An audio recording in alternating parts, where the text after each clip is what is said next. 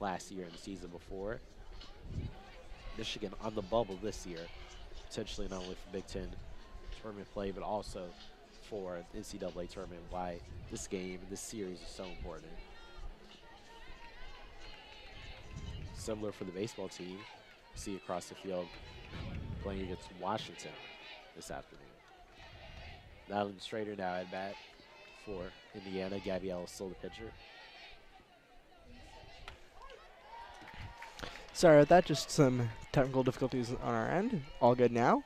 Hopefully you can hear us. Once again, top of the first, one out for Michigan. Gabrielle is still on the mound.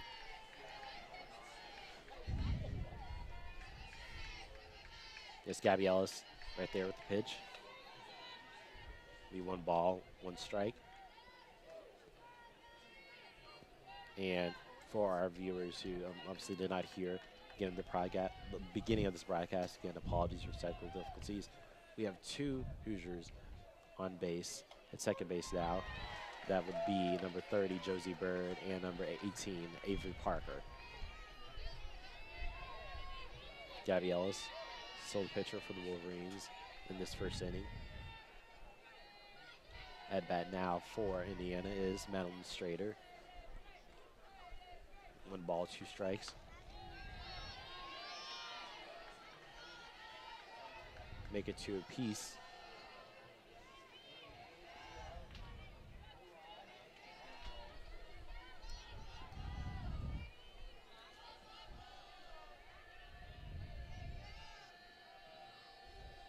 Ellis's pitch up the middle, contact made by Strider. Just lands outside, it'll be a foul ball for Indiana.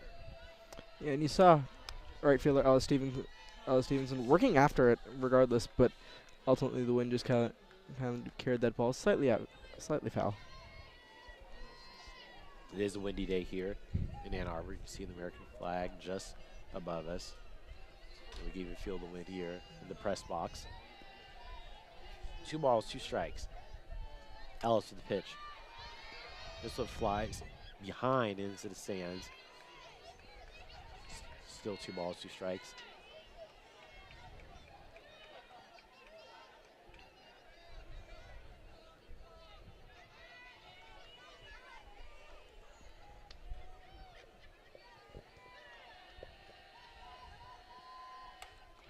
Ellis right here, Strader makes contact. That gets behind the Wolverines. It'll be a scoring opportunity for the Hoosiers, not once, but twice, maybe 3. And it'll be 2-0 start for Indiana here. Michigan a little bit of miscommunication, unable to corral that ball, and Indiana takes advantage fully.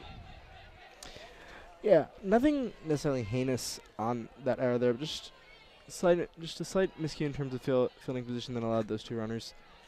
The contact itself was solid, not necessarily a pile driver, but it was enough to just trigger a little bit of a breakdown, I think, out in left field that led to the 2 runs being scored. Ellis here at the pitch. Going sends this going all the way straight up, comes back down. Reset the clock, they've updated the scoreboard. Of course, Michigan yesterday lost to these Indiana Hoosiers in the first of 3-game series. Really, that 6th inning changed the game. In many ways, Indiana really asserted their dominance and led 8-4 with the final score. So let's see if Michigan not off to the best start here as far as the scoreboard. Let's see if they can settle in as we progress throughout this afternoon.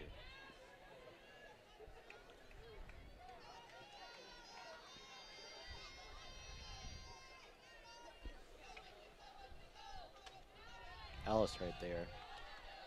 Nice pitch.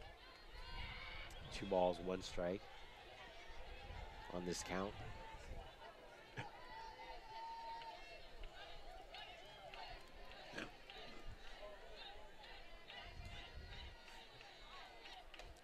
Ellis underhand right there. Will now be 3 balls, 1 strike in Indiana. This game starts to feel a little bit of momentum. Their bench is on their feet. This pitch count right here.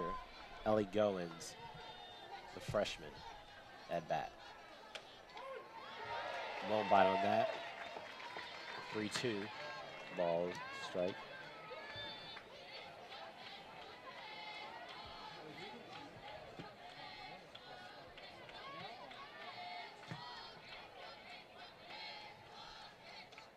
This one goes off the bat of Goins, and she'll walk the first.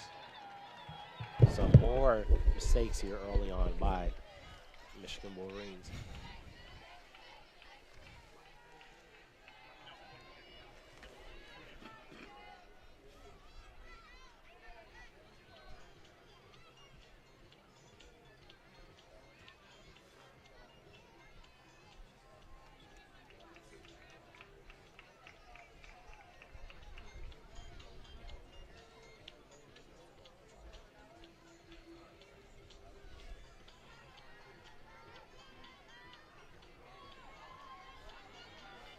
Al's on the season 10-5 as a starter, the best win-loss record of any of Michigan's pitchers with a 4.32 ERA.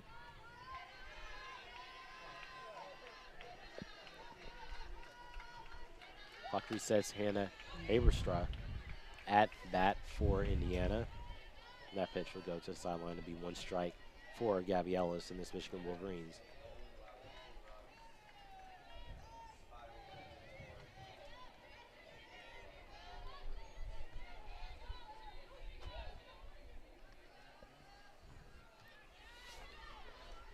Haberstra again at bat.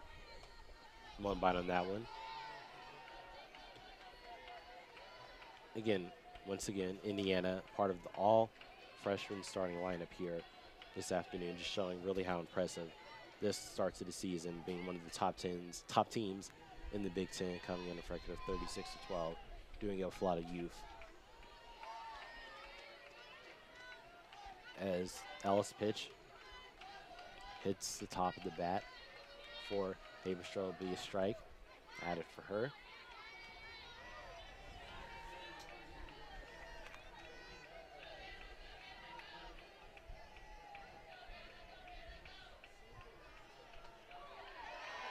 Haberstra will not bite on that one. It's a strikeout, in Michigan will force Indiana switch. So giving up 2 runs there at the top of the inning for Michigan, and now we would see them offensively and put Indiana out in the field. Yeah, and pretty solid outing from Alice so far. Obviously growing pains, but for the most part managing to force a couple of pitchers foul, being able to work the zone. Just unfortunate miscommunication there that led to that 2-run scoring, but so far I don't think that she's been all too bad to start out.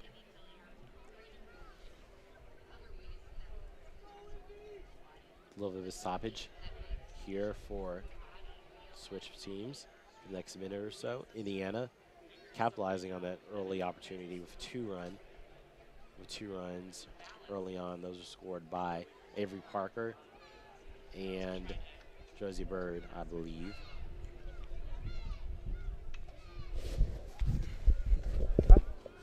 Yeah.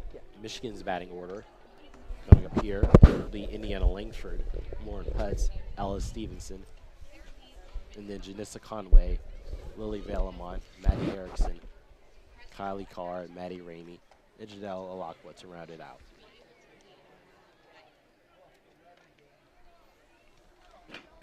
Yeah, Michigan will now lead off with Indiana Langford, who has been noted for her speed and ability to get to base. Normally, she provides Michigan the valuable advantage of getting a runner on base pretty early to start through either slap hitting or showing bunt, as the case in most situations. Michigan already in a bit of a hole. One would think that her speed is certainly necessary. You could always use a runner on base. You could especially use one when you're already down 2-0. Michigan trailing. Let's see how that affects their attack. Indiana Langford, the senior from California. The bat will step up. Won't bite on that. 1 ball. No strikes. Pitching for Indiana is Aubrey Hooks, number 44. Started 15 in 23 games. And this one will be a quick out for Indiana, as Langford is out before able to get the first. So went out already for Indiana Hoosiers. Coming in next is Warren Putz, not only one of the best players in the Big Ten as far as scoring, but in the nation, coming in with a batting average of .46, which is completely insane, not only for Big Ten, but for the nation. Let's see if she can get Michigan started.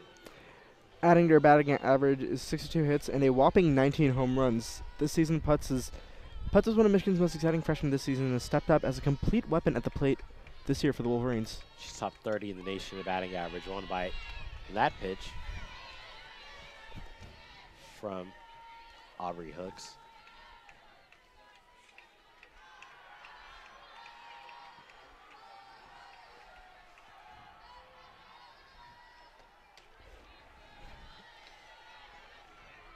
One ball, one strike.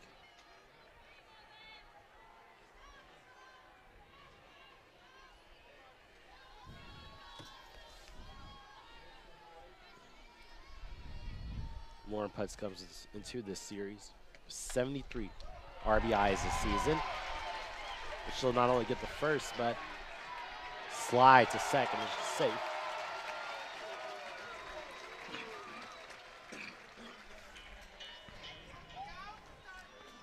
Putz with just a nice, simple bit of contact by the left field, barely just slightly away from the foul line, but very much in range. Just gave her just enough to get where she needed.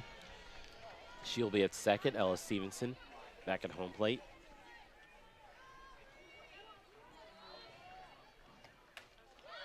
The junior will strike, and that will go just in front of us in an audience. 0-all for balls to strikes.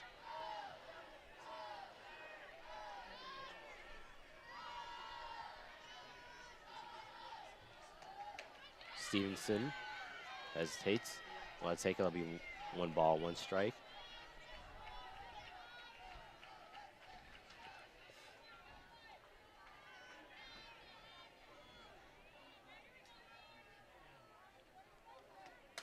Stevenson, this will go low to the ground, and she will be out. Putz stays put at second base. 1 more out now for the Wolverines. For Indiana, force a change. Yeah, and stepping up to plate for Michigan is their other most potent hitter at the plate, Janissa Conway, batting an average of .364, 59 hits to 12 home runs on the year. Here's Janissa Conway at bat, junior out of California. Lauren Putz still remains at second base. Let's see if Michigan gets an opportunity for her to score before Indiana strikes them out. It's a nice ball right there, and Indiana will strike out the Wolverines. Once again, strike out at first base there for Indiana is number 30, Josie Bird. And Lauren Putz able to get third base, not able enough time to get to home plate. And end of this period will be end of the first inning will be 2-0. Indiana with the advantage. Yeah, Conway's hit hung in the air but didn't hang quite too long. Dropped again somewhere close between shortstop and first base. Just wasn't going to be enough to get Putz over the line, even for potential sacrifice fly, or get Conway to plate herself. And Michigan is going to end the inning, leaving 1 runner on base. 1 runner on base for the Wolverines. Indiana at 2. Both of them scored. Vihaan, as we look to this second inning, what does Michigan need to change in order to get back into this match? Well, I think on the mound, I don't necessarily think there's been enough from Alice to warrant saying that she needs, to hugely adjust anything just yet. I just think it's tighten those gaps in fielding that led to those 2 runs being scored. Gabby Ellis warming up, about 22 seconds away from the start of the second inning. Again, this is the second of 3 games against Indiana. Obviously a Big Ten opponent. Major implications not only for the Big Ten tournament race, but also NCAA tournament race. Michigan, again, dropped that first matchup 8-4 yesterday. And they'll play once again tomorrow before Michigan continues with their conference play after tomorrow with a date against Michigan State in East Lansing next weekend. Yeah, and after that, the Wolverines, that will actually wrap up conference play for the Wolverines, I believe, as it will move them into the Big Ten tournament in College Park, Maryland, which will run through the week after, run through all of the week after next. It's a nice rivalry matchup in this season. Meanwhile, Gabby Ellis, still pitcher for the Wolverines, 1 ball, no strikes. Brooke Mandan at bat for Indiana. Mandan right there, nice catch made by number 7, Maddie Erickson, and then passes it to her teammate, Maddie Ramey, who's able to get the first out. Encouraging sign here for the Wolverines. Erickson in the past has been known for putting up powerful hitting numbers for the Wolverines, especially in her sophomore year. This season, last season, she's been a little bit more muted as an offensive weapon, but still capable of making those plays out in the field when necessary. Cassidy Kettleman now at bat for Indiana. First pitch is a strike from Gabby Ellis, who's starting to ease in this game.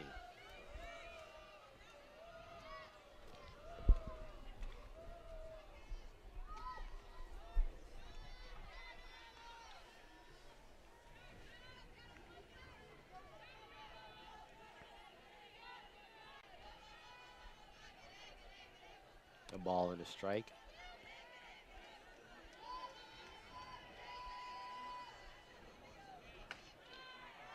Ellis up the middle.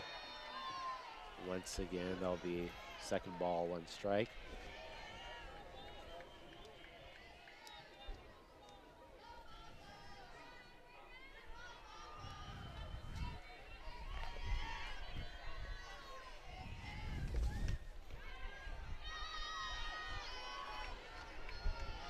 Another ball here from Gabby Ellis. 3-1.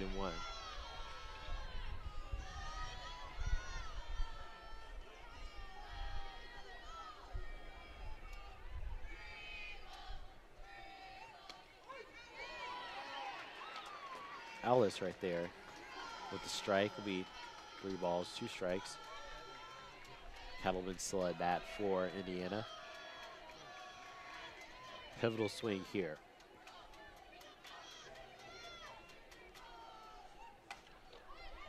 Kettleman gets swing, and it's easy out there for the Michigan Wolverines. Making the play, center field is Janelle Alakwa, passes it to Maddie Ramey, and it's now 2 outs on consecutive possessions there for Indiana. Allie Van Brandt back in the lineup for Indiana, trying to end that here.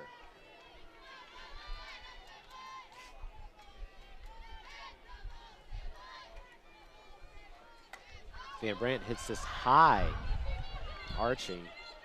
She will be out. And another change of possession. Bottom of the 2nd inning coming up. Michigan stands tall right there. Does not allow a runner to hit base on that last possession. Certainly an encouraging thing if you're a Michigan Wolverines fan. Yeah, and that's continuing. Just another promising trend seen from Ellis in that 1st inning. Even if it didn't necessarily go to plan, just not giving much in the way of contact. Being able to keep most batting within the dirt, and that creates a lot of room for Michigan's fielding to operate. And they've clamped up on that one miscommunication from the first, because this inning, I think they were just very, very tight on defense. Good, quick way to get the Hoosiers off the mound and then send their own offense back up.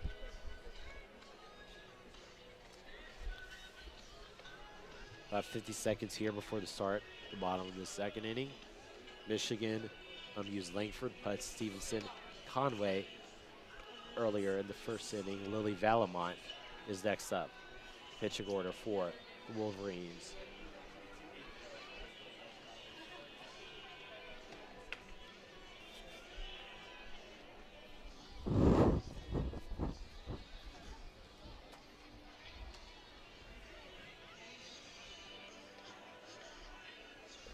Aubrey Hooks makes her way to the mound.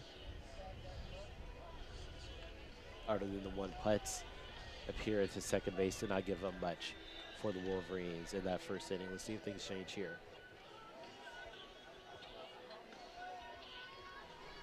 So here's Lily Valamont, another senior on this Wolverines lineup.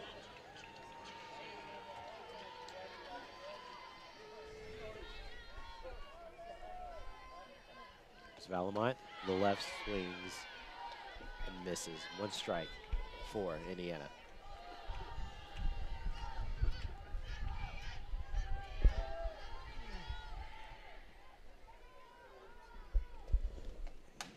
Valamont, nice, makes contact, gets it past to the field. She will ease her way to first base. Nice start to this possession here by Michigan. See Maddie Erickson now at bat, the senior as well. Can continue that positive momentum. Yeah, Erickson batting .214 on the year, 103 at bats, 22 hits, 6 homers, 19 RBI.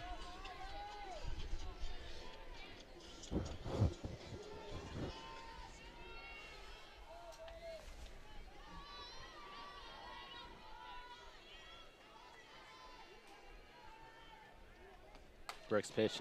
Erickson once again makes nice contact in the field. Michigan will have a runner at both first and second base.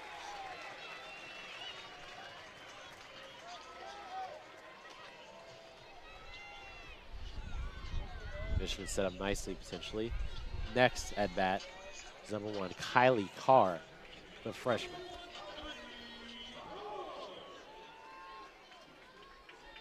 From Allen Park, Michigan, playing in her home state.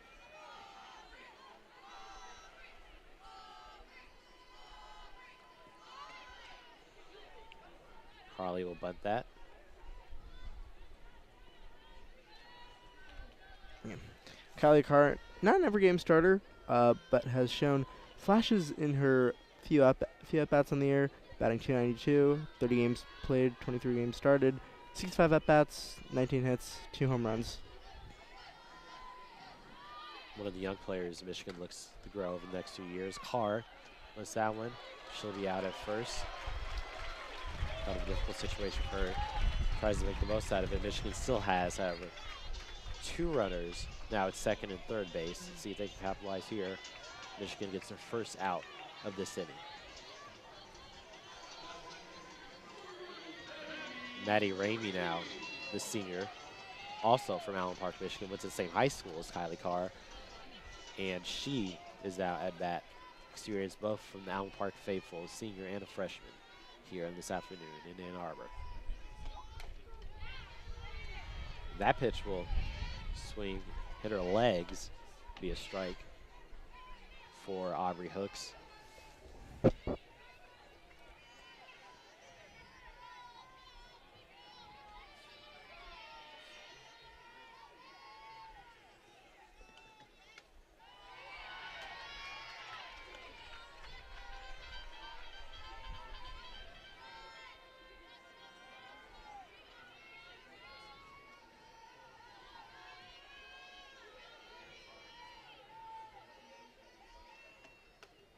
Here's a swing and a miss by Maddie Ramey.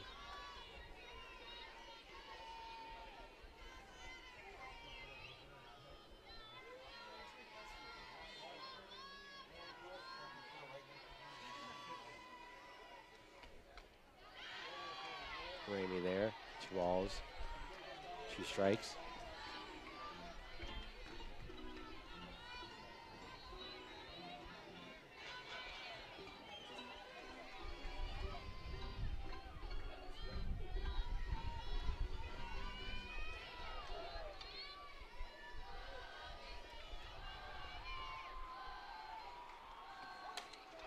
Ramey sends this one.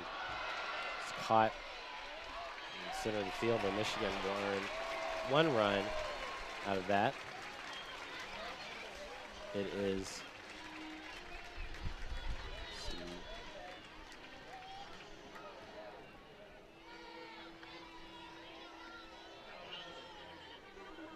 so now it's a 2-1 game.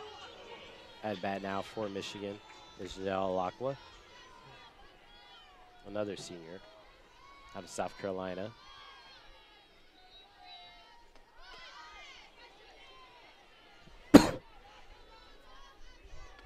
And Alakwa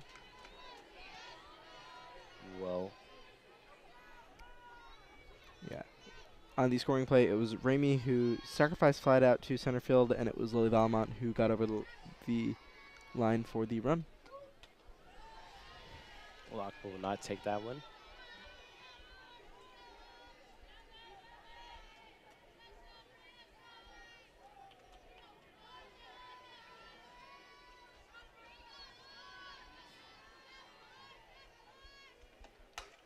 Lockwood, nice hit. Center field, we have a tie game now. Lockwood, or yes, she is safe. Maddie Erickson added another run here for Michigan Wolverines. Now we're all tied, 2 runs apiece as Jill Lockwood hits first base. Yeah, as the ball there bounces actually right before the plate, which gives Lockwood just enough time to make it home safe, and this is going to turn the lineup over for the Wolverines very quickly, actually. Momentum now has swung. Michigan has 1 runner at base, 1 out left. Let's see if they can capitalize potentially before the end of this second inning.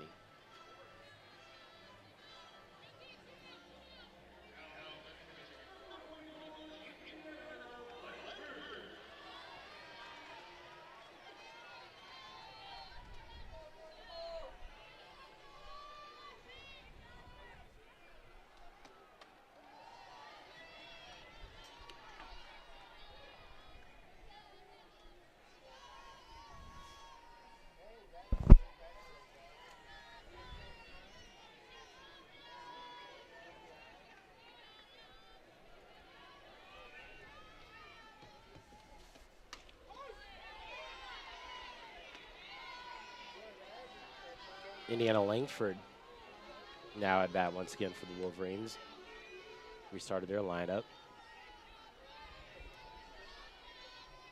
4 RBIs in the season and home runs.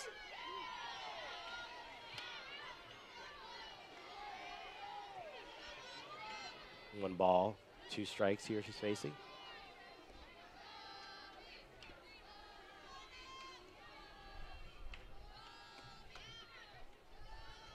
A little 44 on 44 action here as well. Langford and hooks.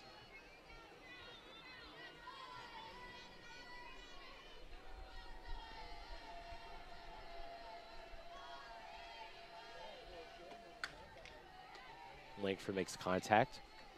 That'll go towards the Indiana dugout.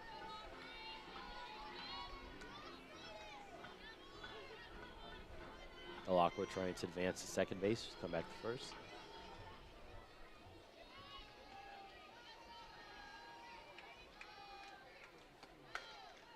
Langford makes contact quickly. Indiana gets their 3rd out, and we'll head to the 3rd inning tied at 2 runs apiece. And Michigan in that inning showed, I think the most impressive thing was the speed while getting to base. I think Michigan had some good contact, managed to get to base fast. I think offensively it was definitely the inning that Michigan needed after that last one. And with the quick 1-2-3, I think Michigan have definitely swung some early game momentum back in their own direction.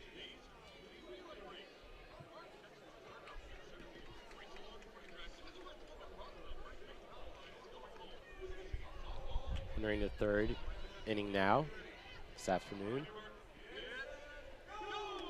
Due up next for Indiana, Alex Cooper, Avery Parker, Josie Bird, Madeline Strader, Ellie Goins. Next in the lineup for Indiana. Gabby Ellis returning the pitch this 3rd inning for Michigan. It will continue to be Maddie Ramey standing over first base, along with Giselle Lacqua and Kylie Carr out middle of the field.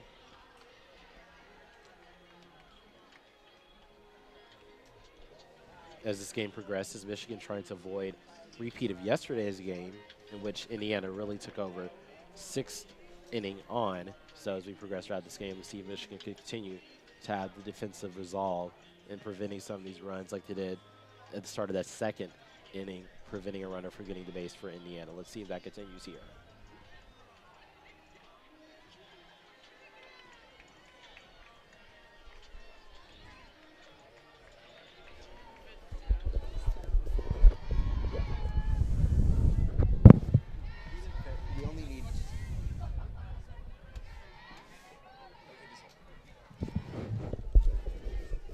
Ellis now pitching with Alex Cooper at bat for Indiana.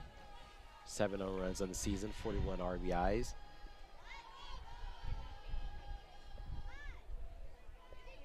A ball and a strike.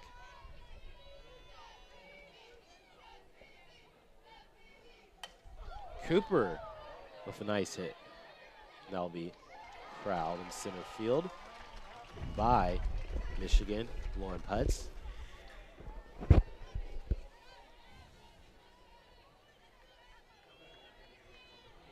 Michigan, again, another out to start this inning. Avery Parker now at bat.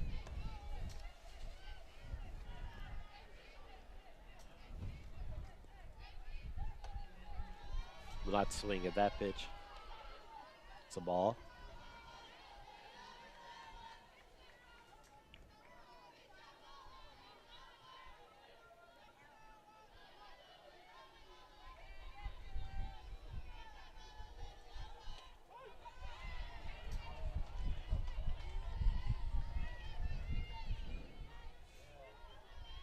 Gabby Ellis, strike right there, 1-1 count.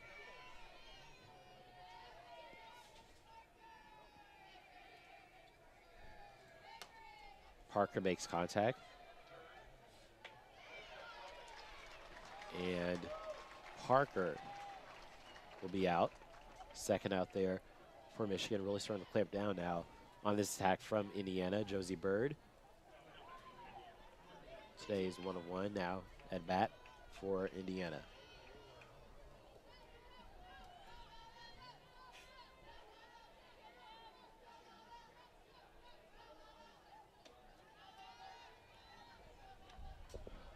One ball, 1-0 strikes.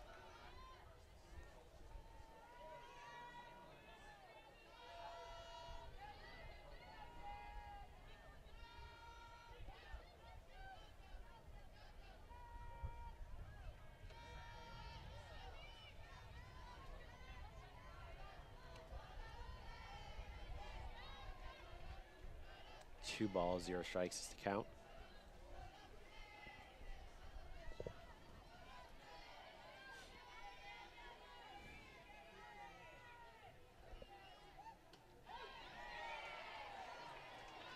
First strike of this pitch count for Gabby Ellis, 2-1.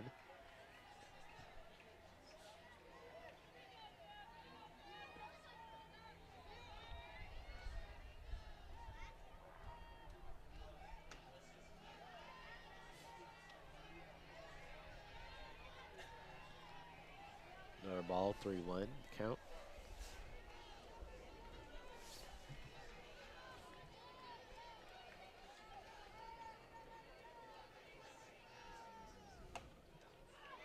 Bird makes contact and will be safe at first base. So for the first time in 2 innings, Michigan allows a runner hit base. Up next, Madeline Strader.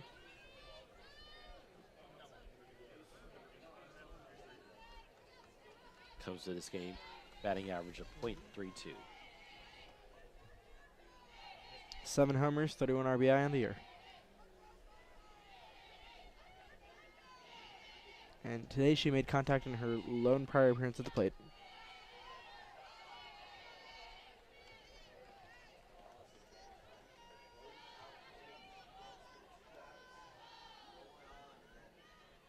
A ball and a strike, Gabby Ellis. Or excuse me, a ball and no strikes. Contact made by Strader. He goes through the hands of Jadel Alakwa, and Indiana's going to get a runner, not only the second, but also the first. And just an unfortunate bobble there because Alakwa pretty much has her fingers to it, just can't turn her hand around to fully connect on the catch, which would have been an out for Michigan otherwise. An out for Michigan would have taken us to the bottom of this inning. Instead, Indiana has 2 runners now and potential scoring opportunity this inning.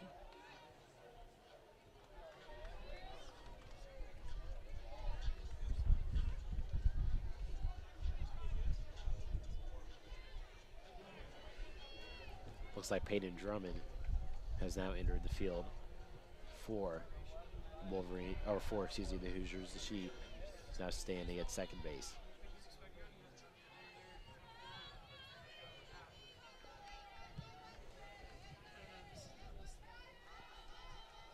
Ellie Goins. One swing at that pitch, one ball.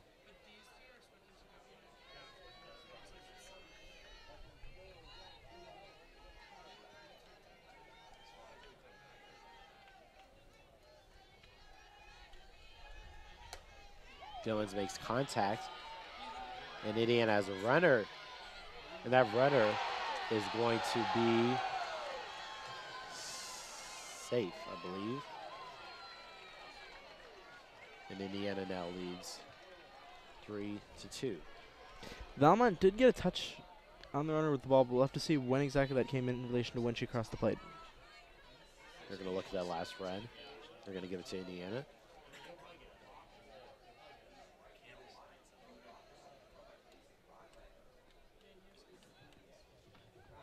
Give the runner Peyton Drummond, sophomore. A veteran player for that Indiana team, considering that all freshman lineup. She gets the run. Still 1 out to go here for Michigan. Let's see if they give up any other runs before that occurs. Josie White at bat for Indiana.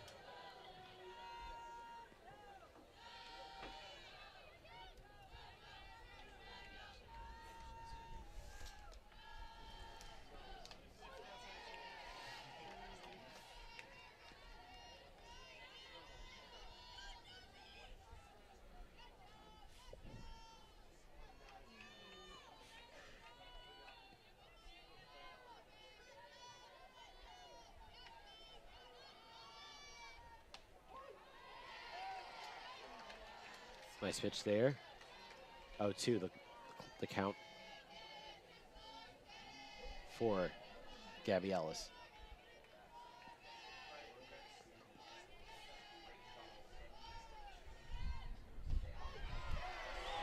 Ellis strikes out. Number 24 for Indiana, and that will, number 24 being Josie White, and that will take us to the bottom of this third inning.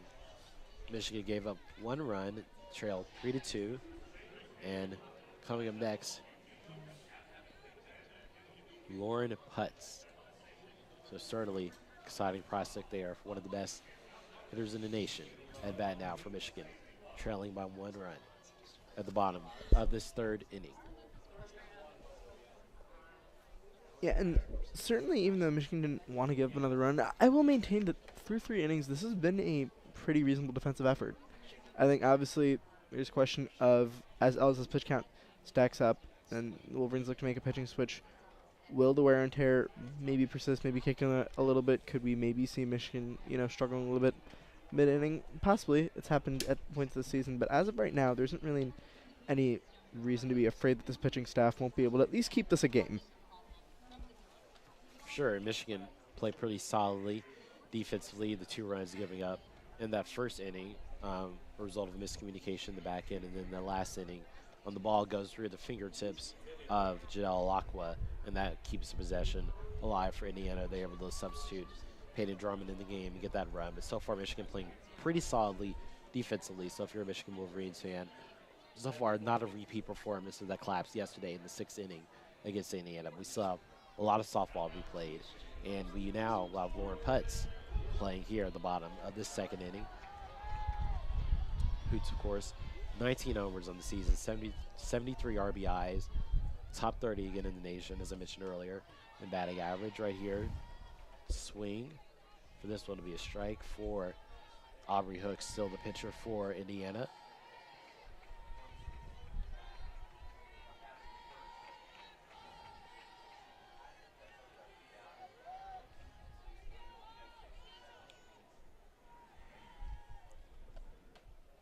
Hooks swings, ball on the strike.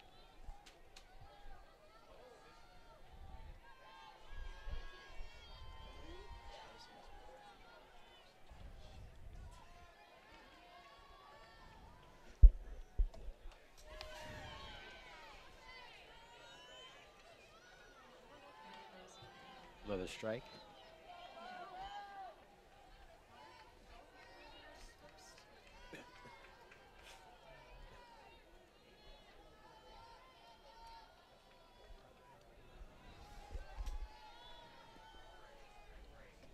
One ball, two strikes.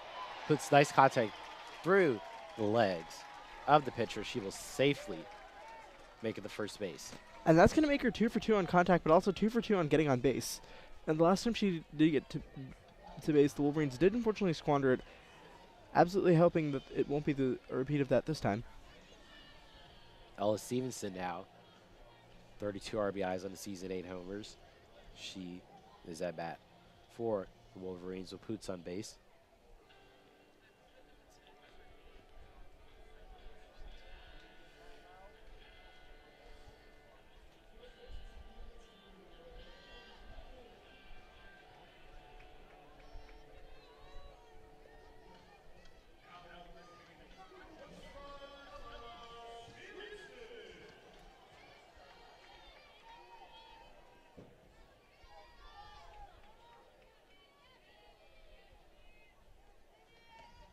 Stevenson will not swing that pitch. One ball.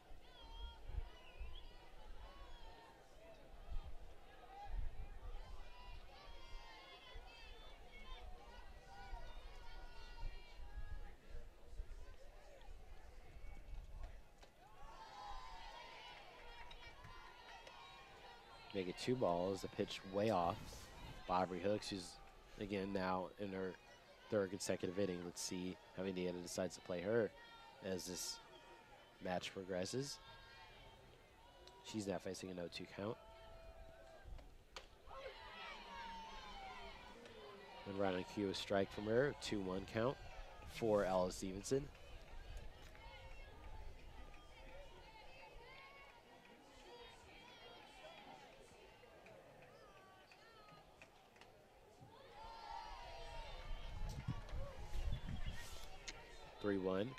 Count for Stevenson.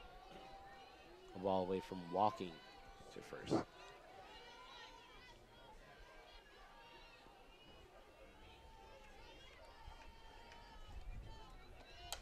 Stevenson makes contact once again. Goes for the legs. Pitch will stay at second. Stevenson at first. Michigan has 2 runners out on the field. Stevenson just on the cusp of 300 average, actually batting right at .299 for a 299, 329, 545 slash line, pairing that with 8 homers, 32 RBI, 40 hits out of 134 at bats. Her average is the 6th highest on the team. Janissa Conway now at bat for Michigan. Comes to this one to 42 RBIs, 12 homers, with a batting average of .36. Really good numbers there for the junior.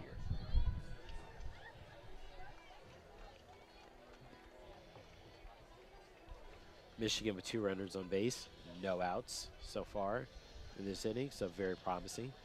If you're a Michigan fan, again, Michigan trailing 3-2 this afternoon, bottom of the 3rd inning.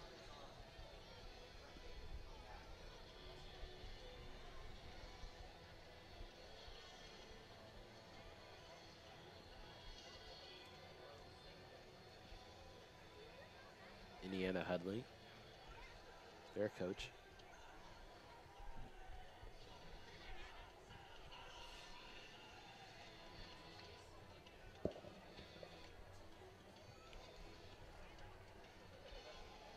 And as I alluded to in the last possession, Indiana is going to make a switch now at pitcher Ella Trout, sophomore, warming up. Aubrey Hooks struggled a bit on the last possession, had a pitch that was way off to the left side of the batter for Michigan, so she's going to get an opportunity now to rest.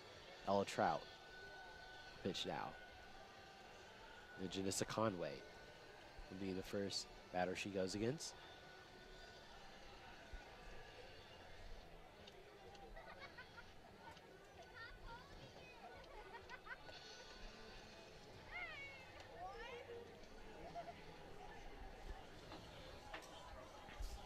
Ella Trout, sophomore from Santa Rosa Beach, Florida.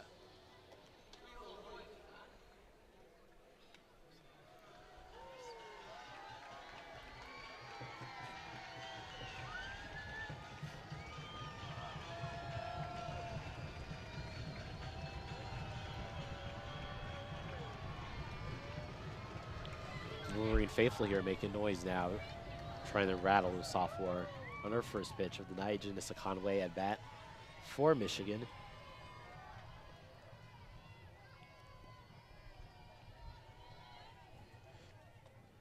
Trout, first pitch was a ball.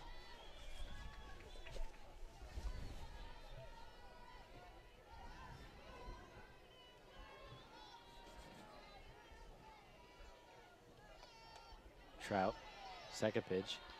This one a bit better. It'll be a strike. 1-1 count. Yeah, Conway does swing, makes some contact, but the ball just sort of clips the underside of the bat. No good there.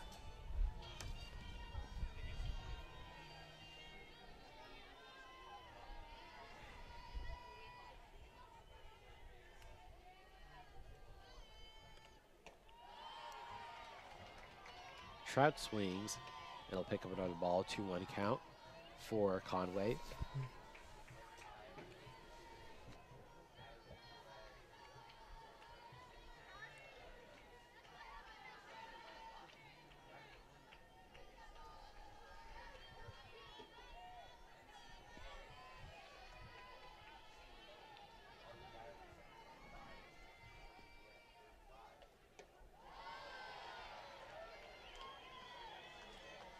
Three balls, one strike.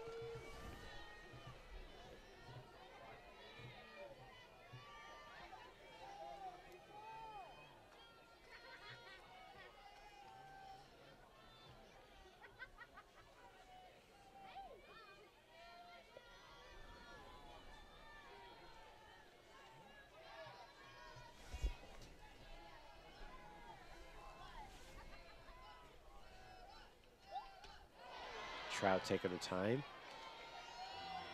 Pays off, 3-2 count. Massive pitch right here. Wolverines have a runner at first and second. 3-2 count for Trout. Swing and a miss there for Conway, and that's the first out of this inning for Indiana. And Hutz will remain at second. Stevenson will remain at first. At bat now, Lily Valamont. Valamont batting .277 on the year, 6 homers, 33 RBI.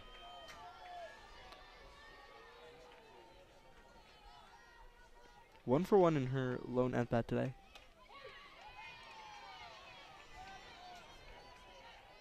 First strike for Trout on this pitch.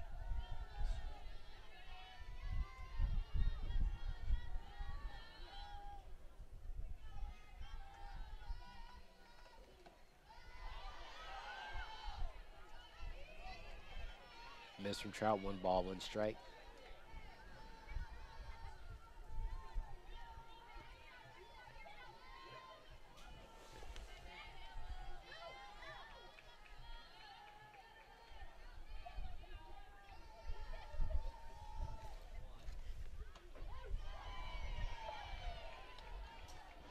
Two strikes for Ella Trout. Again, Michigan still has 2 runners who are eager to advance. See if Valamont gives them an opportunity here, facing a 1-2 count.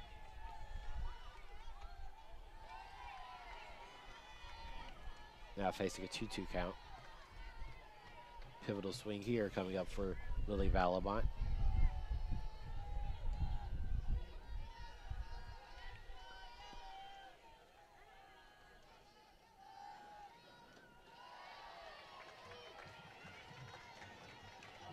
Count advances now 3-2. Favor of Valamont. Pivotal swing coming up here for Valamont. Critical pitch here for Ella Trout in this 3rd inning. 1 out for Michigan.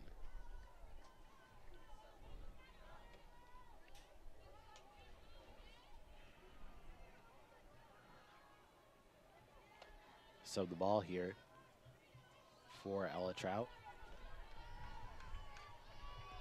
Be a fresh one right here. Facing a 2-3 count. Ella Trout, crowd trying to make noise. Trout's pitch, nice contact made by Valamont. An open field, but diving attempt. Nice catch made there in the field by Indiana. It looks like it was a nice play there, potentially made by Haberstroh. And it will send, in the meantime, Lauren Putz to third base, but another out here for Michigan. So they have to be careful to have a runner at third to see if Putz can capitalize before a potential last out in this third inning. Matty Erickson at bat, coming to this one of 19 RBIs, 6 homers. And Indiana's coaching staff like to review things at the mound. Yeah, and Michigan able to work long pitch counts out of each of the last 2 batters that they faced, but haven't been able to actually get anything out of it.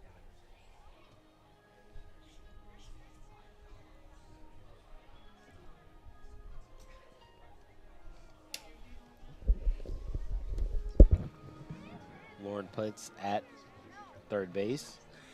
Still remaining at first is Ella Stevenson. Opportunity to potentially tie this one at the bottom of the third inning. Out of the fourth, Michigan facing 2 outs. And Indiana with Ella Trout pitching. So far, good move there by the coaching staff. Trout has Indiana 1 out away from sending this to inning number 4 with a 1-point lead. Matty Erickson at bat for Michigan.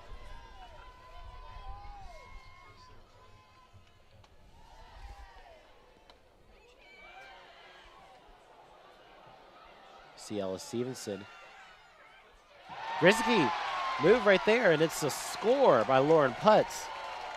Lauren Putz dives, grabbing her ankle potentially a little bit, but able to sneak a score in right there on that possession. Erickson, the bat. You see Ella Stevenson, trying to go to second, and that little hesitation there on Indiana defensively deciding either to get her out at second or potentially some scoring run allows Lauren Putz to tie this match at 3 apiece. And Stevenson advances as well to second. Good play there by the Wolverines.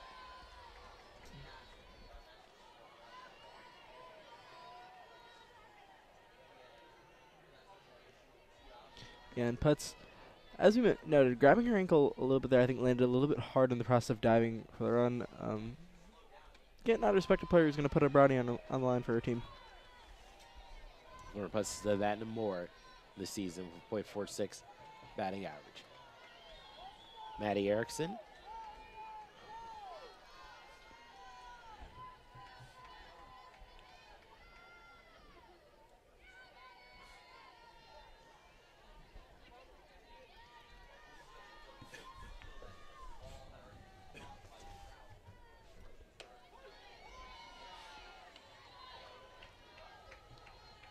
Three balls, 1 strike.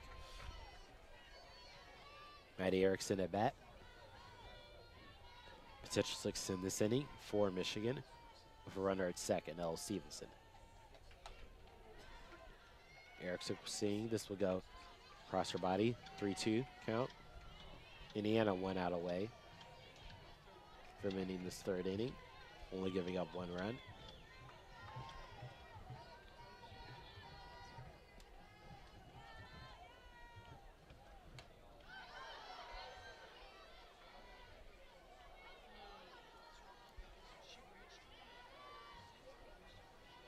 Swing from Erickson goes up and behind.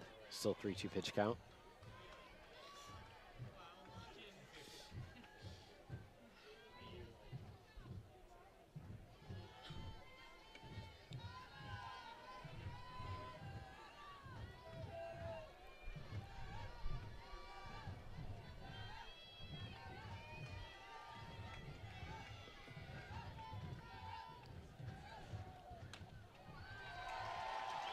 Trout will allow Erickson to walk the first. Michigan has a runner once again on first and second. Coming up now at bat is Kylie Carr, the freshman. Michigan still has 1 out left, which they can work with.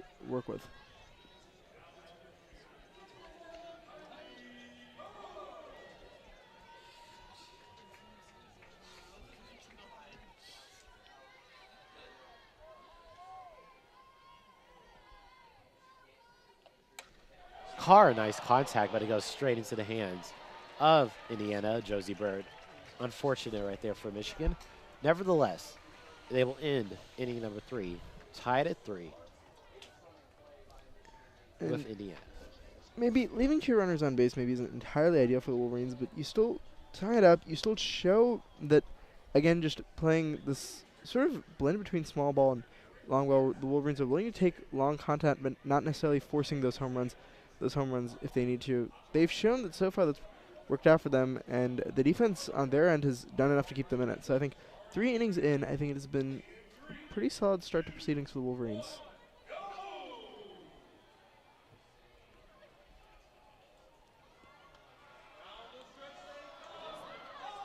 We have a potato sack race here at Alumni Field. The grounds crew make sure everything's set up nicely. So it will be Gabby Ellis once again pitching for the Wolverines, them opting not to make a switch of pitcher following Indiana deciding to go to Ella Trout in that position in that last inning. Mixed results there. And at bat for Indiana was Brooke Mannion, Cassidy Kettleman, and Allie Van Brandt, the next 3 up. So some very talented hitters there for the Indiana Hoosiers. To see how Michigan responds defensively. The last 2 innings, only allowing, I believe, 1, potentially 2 runners to hit base, but we'll certainly see Indiana's very talented team. Let's see what happens in this 4th inning now. Of course, Indiana has the memories just yesterday, barely 24 hours ago, of really taking this game over in the 5th and 6th innings. So it's certainly something for a Michigan fan you want to avoid and see a stronger defensive effort from Michigan as we progress throughout this game. But the pitcher is still Gabby Ellis. Reset the clock. Brooke Mannion again at bat. Ellis' first pitch will be a ball. 1-0 count.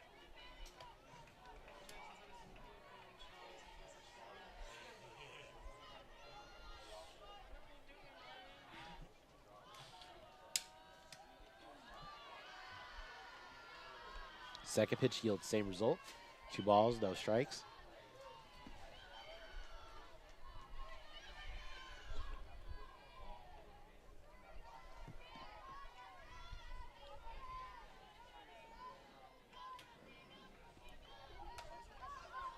This one, contact made, flies in the air and quickly corralled by the pitcher, Gabby Ellis. First out for Michigan on this inning.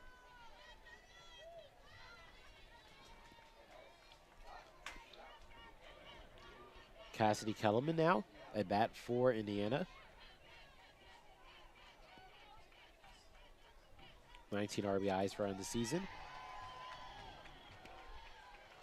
Will not swing at that one. Will be the first strike for Gabby Ellis this inning.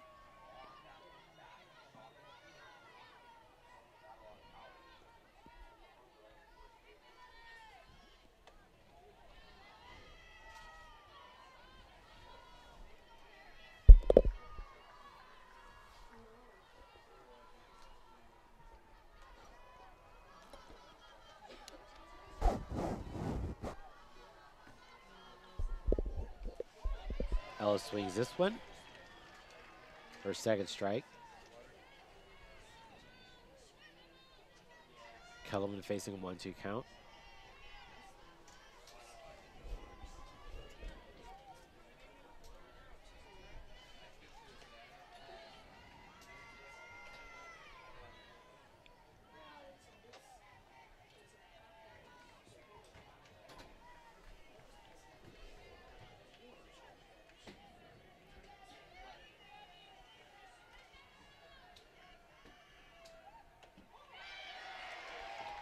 Here's a strikeout.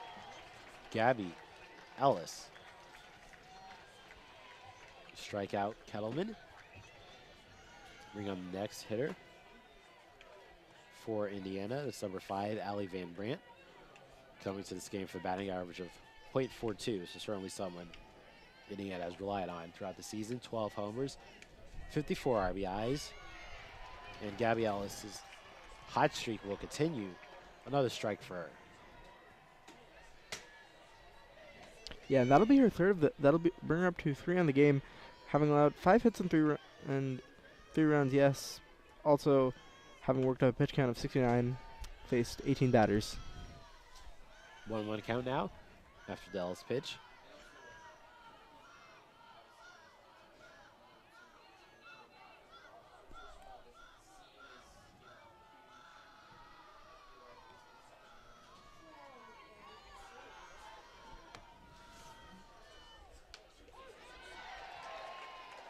Gabrielis, another solid pitch there. 1-2 count for Van Brandt.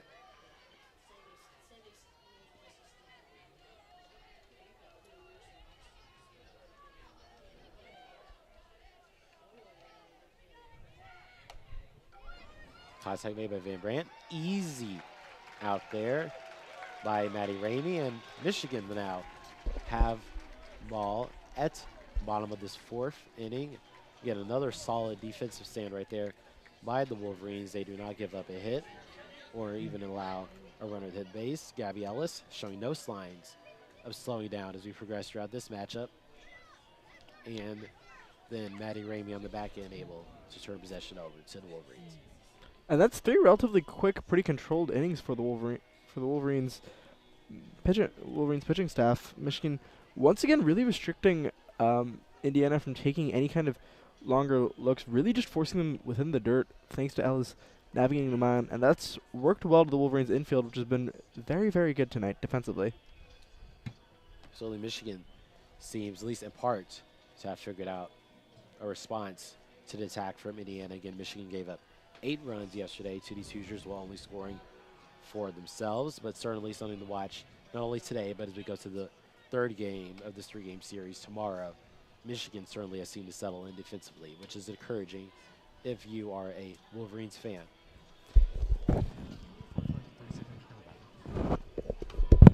All right, at bat coming up for Michigan now will be Maddie Ramey, the senior. About 10 seconds or so. Again, Michigan now in the bottom of the 4th inning. Scored 1 run in the last inning, 2 runs in the previous inning, the 2nd inning. And they now have another opportunity to really gain momentum, just like Indiana did in that 6th inning yesterday. Let's see if Michigan can do the same thing, or a similar thing at least, here at the bottom of the 4th.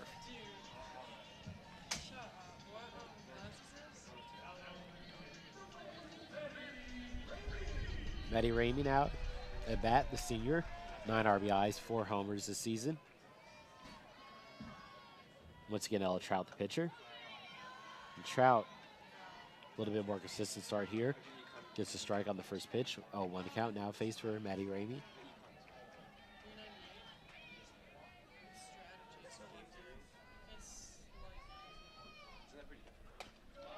Ramey sends this one deep into the stands. That's a home run for your Michigan Wolverines. And what a start to this 4th inning. Maddie Ramey sends that deep. Unfortunately for the Michigan Wolverines, they do not have any other runners on base. So just be her score, but certainly something you will take. Michigan gets their first home run of the afternoon. It appears they have full momentum as we progress throughout the remainder of this match. Home run on the first pitch count of the inning is certainly something positive if you're a Michigan Wolverines fan. Tough act to follow for Jadelle Alakwa.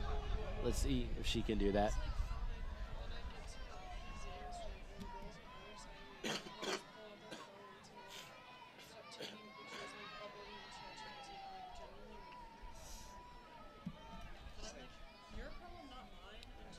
Alakwa now following the homer.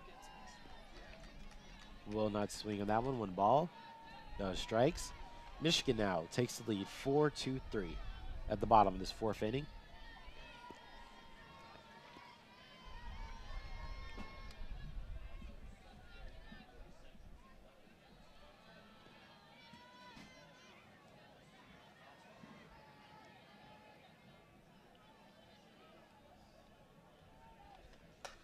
Alakwa with another nice hit.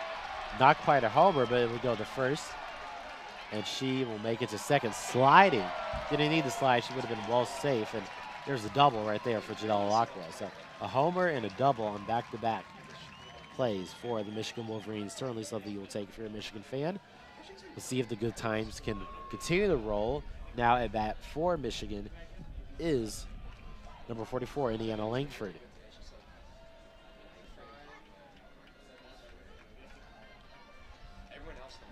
Now Indiana's coaching staff is going to try to calm down their players.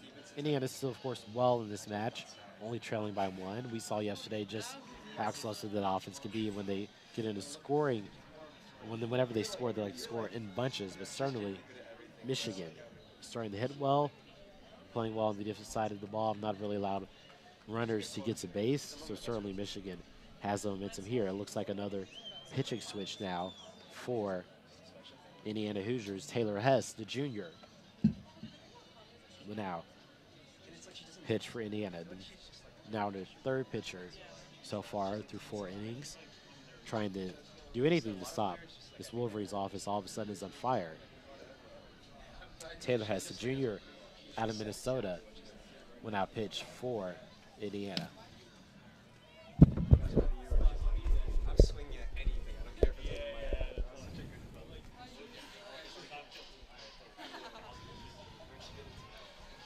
Well, I picked the worst possible time to step away from the mic for about 30 seconds. Yeah, certainly. I missed a homer, missed a double by, or homer, excuse me, earlier. And then you also missed a double by Janelle Lockwood. Here's Indiana Langford. Ball, no strikes. Again, Indiana now on their third pitcher this afternoon, Taylor Hess, the junior from Minnesota. Trying to turn Indiana's fortunes around.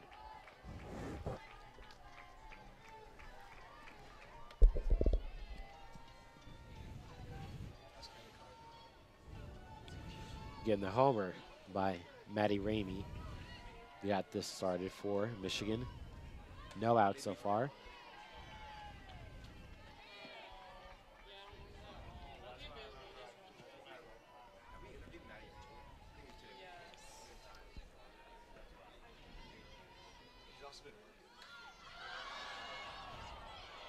Langford, full of bunt. Reset this clock. First out for the Wolverines this inning. Coming up next, Lauren Putz. Yeah. In switching out Ella Trout for Taylor Hess, Indiana already down to their third pitcher of the game? Yes, Indiana has gone to the third pitcher of the game. Certainly not an encouraging sign for your Indiana Hoosiers fan. Again, Michigan has maintained the 1 pitcher, Gabby Ellis. Here's Lauren Putz, who's dangerous anytime she makes contact with her bat. See what she can do here, coming in 19 homers this season, 73 RBI, and a batting average of .46.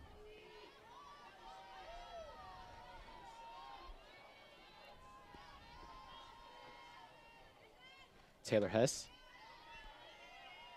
so far, pitching well. That's her first ball. 1 ball, 1 strike.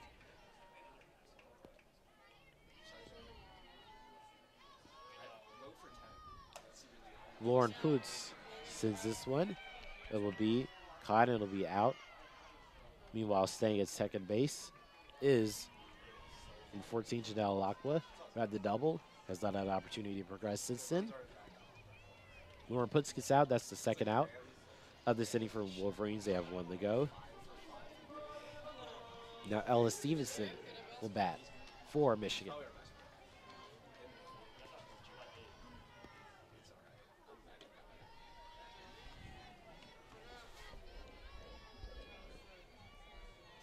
One out count for Ella Stevenson.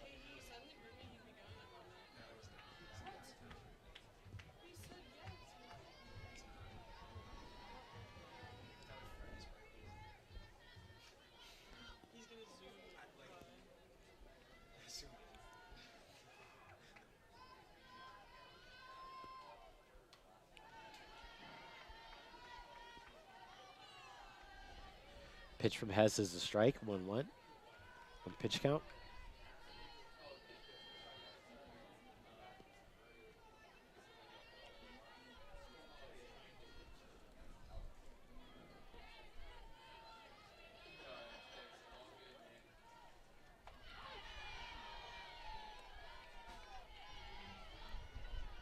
One-two count out for Ella Stevenson. 2 outs for Michigan.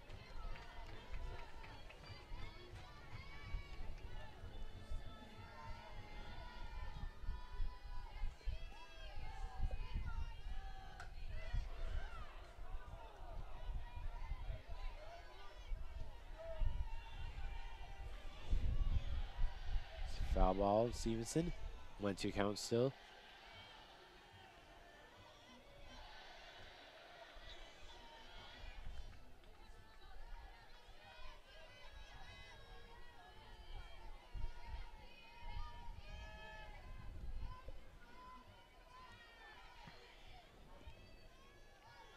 Stevenson now facing a 1-2 count. Michigan with 2 outs. See what happens.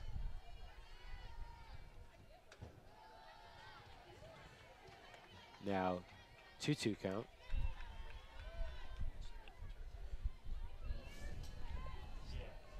Pivotal moment here. Michigan again with Alakwa at second base. Stevenson says this one deep. Indiana is there. 3 outs for Michigan. Still up 4-3. That will take us to inning number 5. Yeah, we'll say 4 innings have moved by relatively quickly here. I think obviously both teams have played quite well defensively, barring a couple of lapses from Indiana in the circle. I think if I'm Michigan, looking at this game, I don't really know if there's anything that you need to drastically adapt in order to just nudge the outcome your way. I think Michigan's doing fine as is.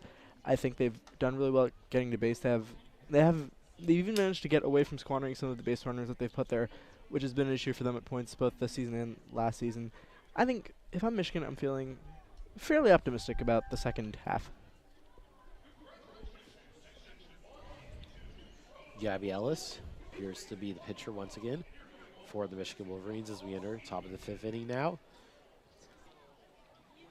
Indiana had that great start, 2 runs in that first inning. Since then, only had 1 run in that 3rd inning. Let's see what they do to potentially spark their offense that has been a little bit of a rut early on.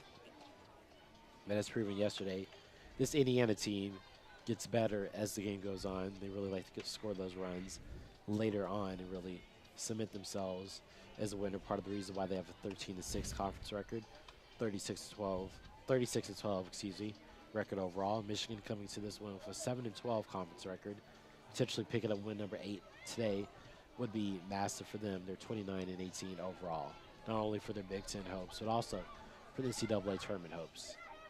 Again, as mentioned earlier at the top of this broadcast, Michigan has a 3-game series with Michigan State in early May, and that will end regular season play, followed by the Big Ten tournament, and then potentially NCAA tournament. But certainly a massive week coming up for Michigan softball. Alex Cooper at bat now for Indiana with Gabby Ellis pitching in our 5th inning in a row. 1 strike so far. Gabby Ellis on a bit of a heater, especially the last 3 innings, been really solid at keeping this Indiana offense at bay.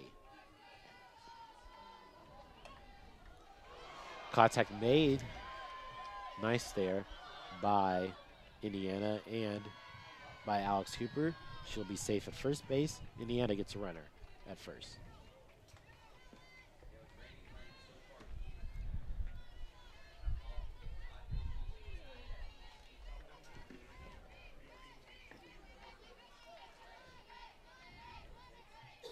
Avery Parker at bat for Indiana.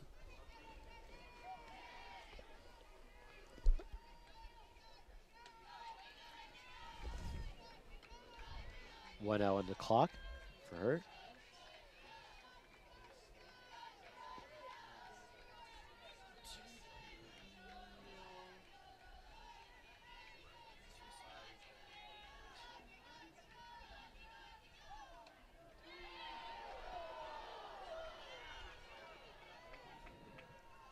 Call that a ball. Crowd does not agree. 2-0 count for Avery Parker.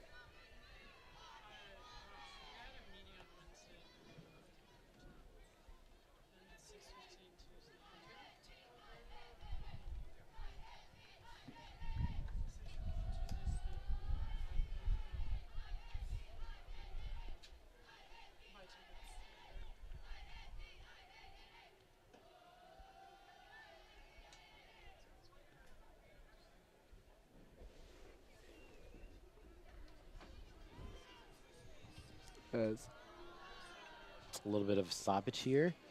Bonnie Thole wants to talk to the players at the mound.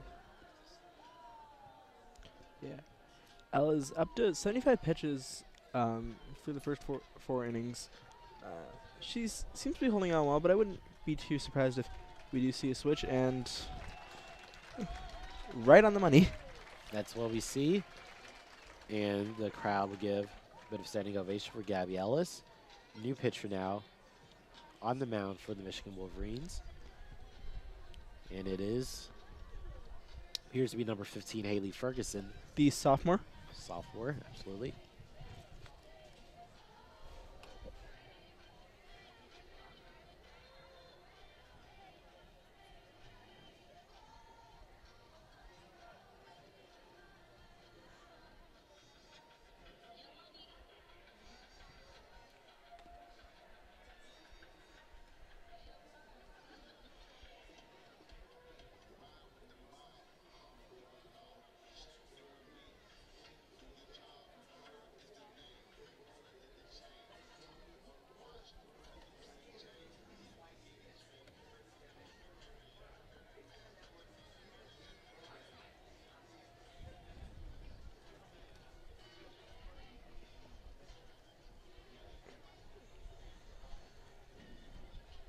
Haley Ferguson now warming up.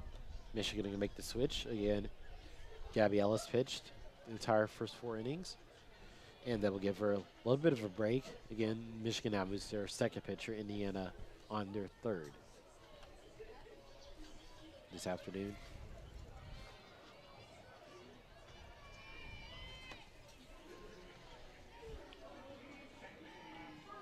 Haley Ferguson make her debut today in this one.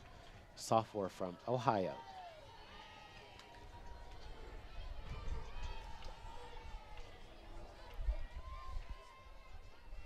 Up to the plate for the Hoosiers, Avery Parker, catcher, hit batting .374 with 15 home runs and 53 RBI in the year.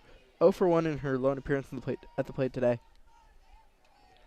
Park will not swing on that one by Haley Ferguson. Indiana has a runner at base. Once again, as a reminder, that is Alex Cooper. She's at first base. No outs for the Hoosiers this inning.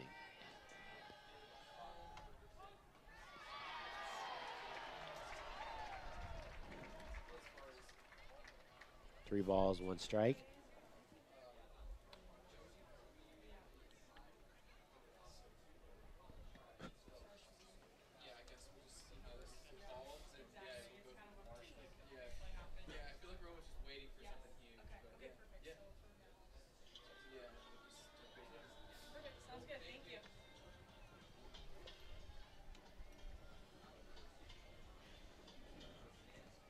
Indiana's coaching staff talking some of the officials here. A little bit of a stoppage.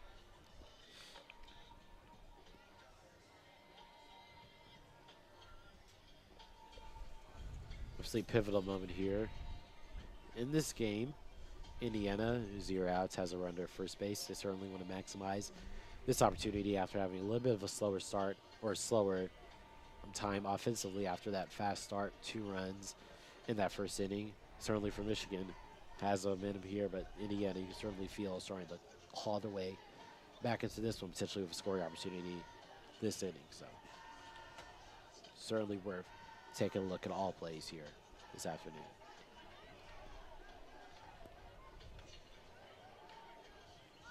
Bonnie Thole for chat. This is Big Ten crew.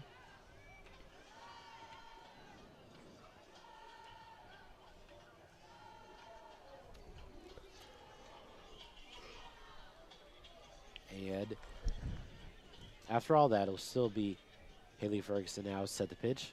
Once again, Avery Parker at bat. 3-1 count she's facing. Parker, of course, certainly one of the more talented hitters on this team. She's dangerous anytime she can make contact with the ball. She'll swing this to the sideline. 3-2 count.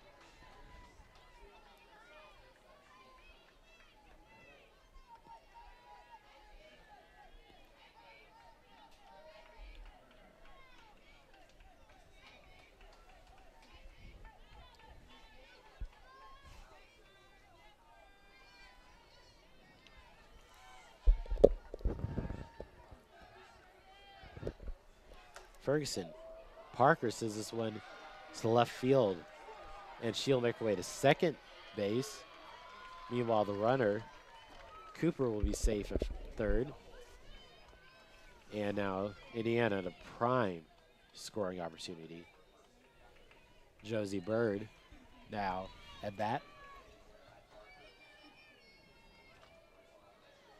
And Indiana is 1 base away from tying this one at 4 runs apiece, and then 2 bases away from extending or retaking the lead at 5-4.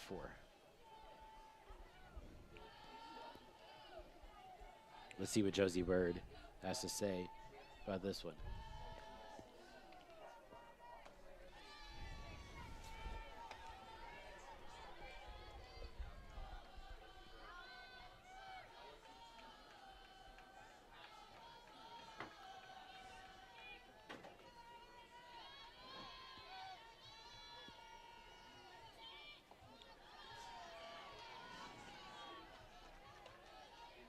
Ferguson, not a great pitch there. 2-0 count.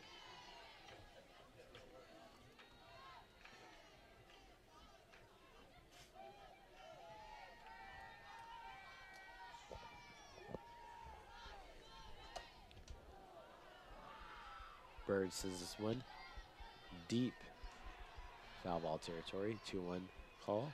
2-1 count, excuse me.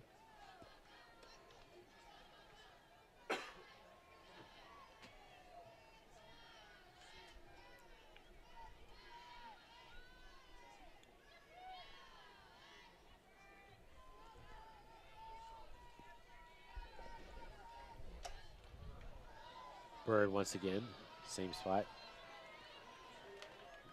2-2 the count.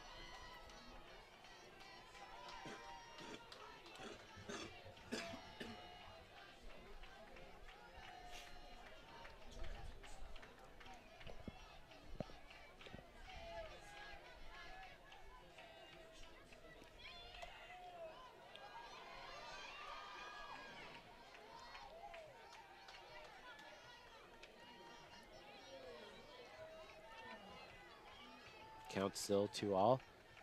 Josie Bird struggling to make contact. Pivotal swing for her coming up here.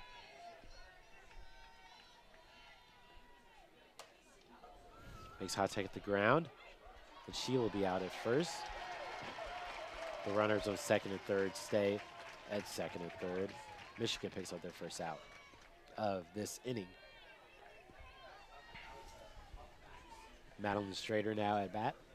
Batting .322 on the year, 7 homers, 31 RBI, 2 for 2 in both of her appearances at the plate today.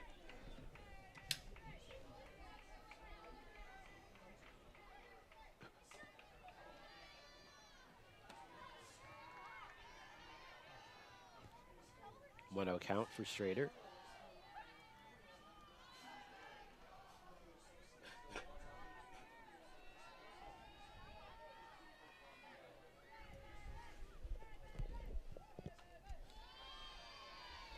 Make it 2-0 for Strader.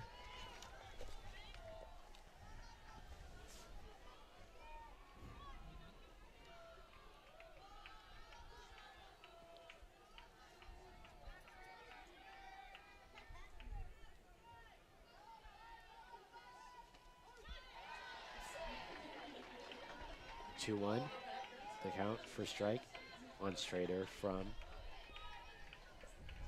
Haley Ferguson.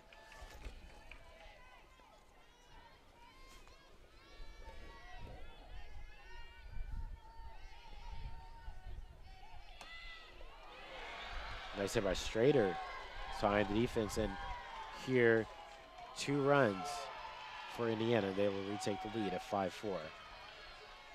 Just a good bit of clean contact, low swinging. Not really much that Michigan could have done deep into center field. Either Conway or Putz, who hustle after it, can't quite get out of harm's way. And that's going to give Indiana back the lead. Indiana retakes the lead. They have a runner at second. 1 out.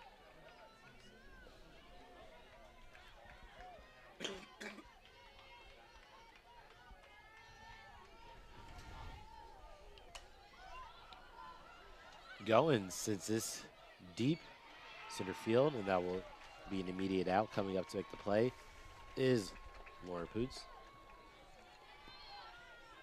Indiana's second out of this inning. One more to go.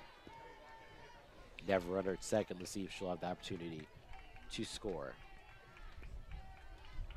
Ferguson steps up now to pitch.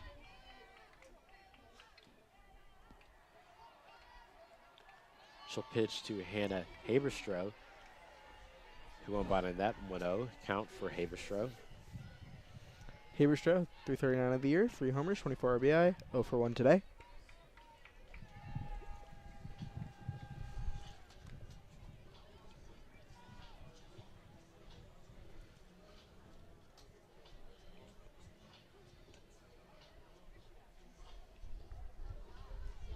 Coaching staffs now coming on to the mound.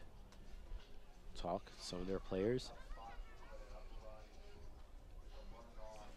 Just look at this game. This whole Indiana started off strong with those 2 runs in the first inning, a run in the third inning, and now 2 runs in this 5th inning. A little bit more consistent for the Wolverines, 2 runs in the second inning and a run apiece in the third and fourth innings. So certainly something to watch as we enter the final 2 innings. Indiana has a runner here at second base. We'll see if she'll have the opportunity to score before we get to the bottom of this inning. Of course, Indiana yesterday scored 5 runs in the 6th inning. Part of the reason why they were able to pull away from the Wolverines after Michigan scored 3 runs in that 5th inning. So let's see if that scoring prowess will continue. As Indiana's able to get a runner, number 8, Strader, to third base, and now all of a sudden they're in real shot to potentially make this a 6-4 game.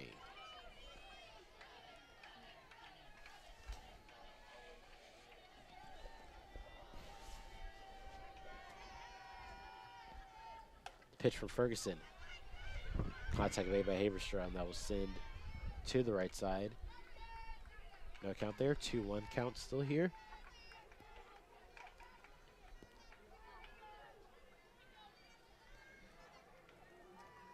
See, Madeline Strader for Indiana, eagerly waiting for her opportunity to get a run.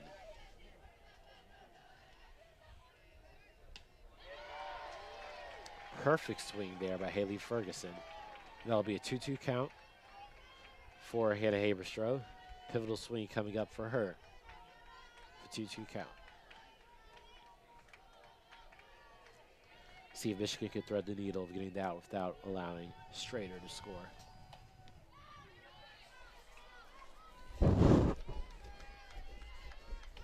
Two-two count.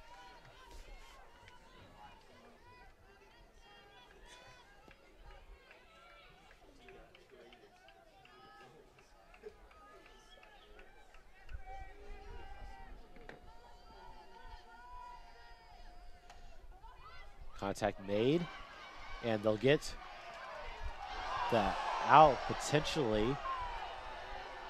No call yet. Crowd does not agree if it is. Strader gets to run. And they are going to say Haberstroh is safe. That appears to be the call on the mound. Crowd disagreed with it in real time.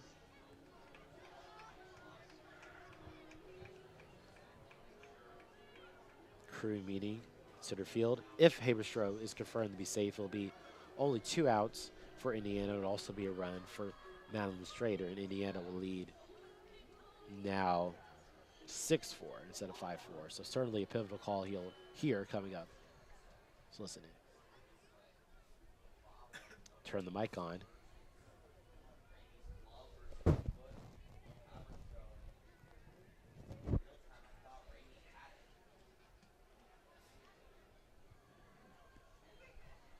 Cannot exactly hear, but appears the call is safe.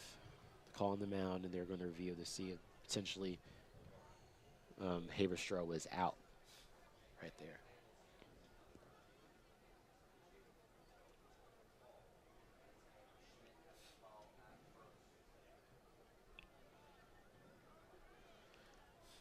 So certainly a massive call coming up here from the officiating crew. Again, official review, massive swing in this game as Madeline Strader scored the run. Not only will be a 6-4 with Indiana still maintaining possession, having a runner at first base, or potentially it will be the third out for the Michigan Crews in this inning, and they will have the ball at the bottom of the inning. So certainly a massive moment here in the outcome of this one coming up.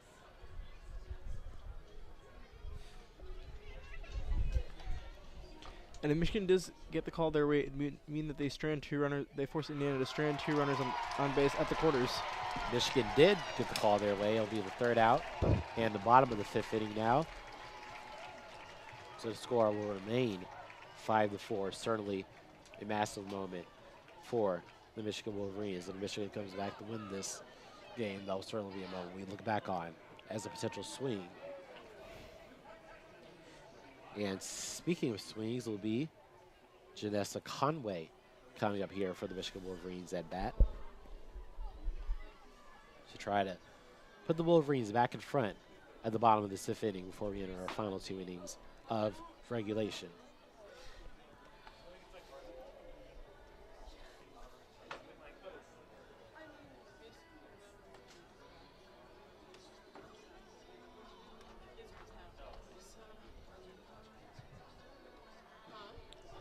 Taylor Hess returning again to pitch, excuse me, for the Indiana Hoosiers.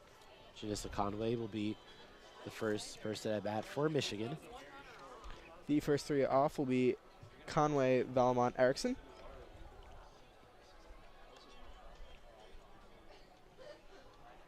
Michigan has scored an at-bat, or excuse me, Michigan has scored at least 1 run each of the previous 3 innings. Let's see if that streak will continue, trying to match the 2 innings scored by the Hoosiers in this inning.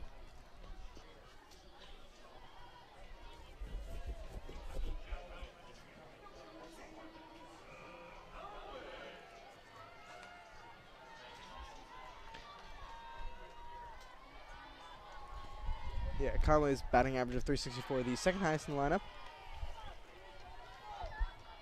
Strike there. Taylor has a 1 count now for Janessa Conway.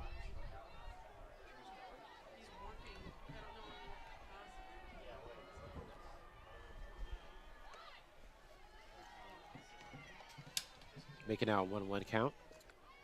Conway at bat still.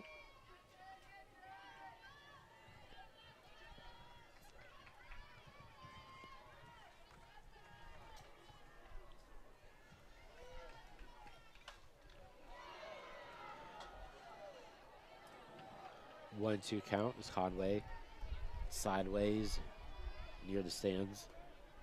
Crowd thought they were going to get a ball. They did not. Instead, it'll be a 1-2 count for Conway.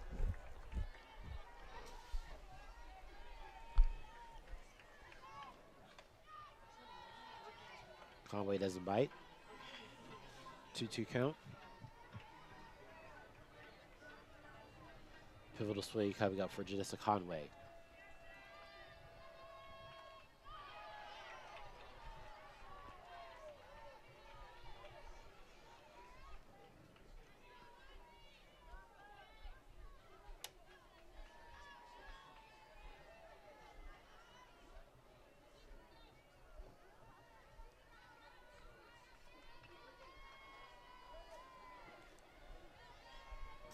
Taylor has pitching with 2-2 count.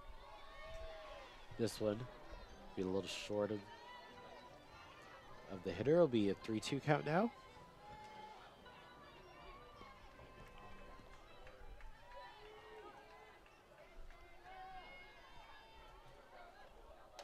Conway, nice contact straight through the middle of Indiana.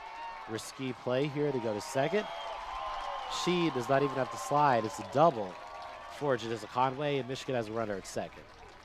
Yeah, and as you said, that was a bit of a bold move for Conway to also try and go for second when she would have had a very clear path at first, and she's the first at bat. But ultimately, her gamble pays off. She got enough power to drive that ball all the way to the end of the wall, and that'll give her enough to get to second.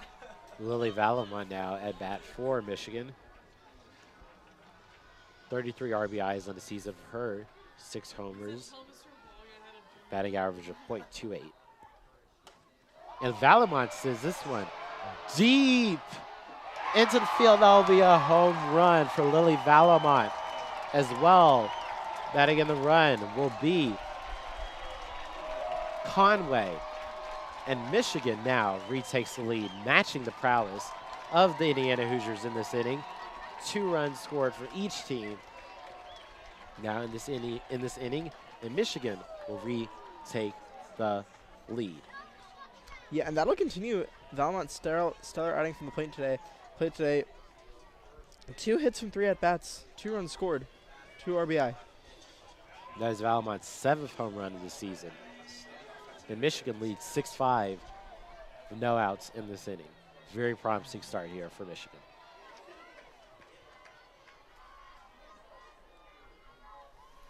Maddie Erickson now at bat.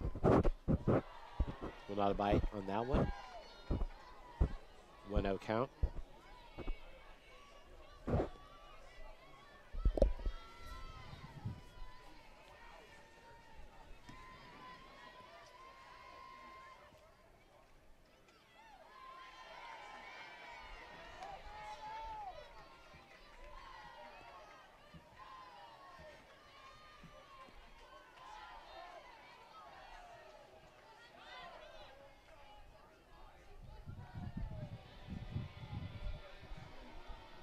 Taylor Hess and the rest of this Indiana team will now take a bit of a break. Coaching staff will speak to them at center mound as they've now given up 2 runs to start the bottom of this 5th inning.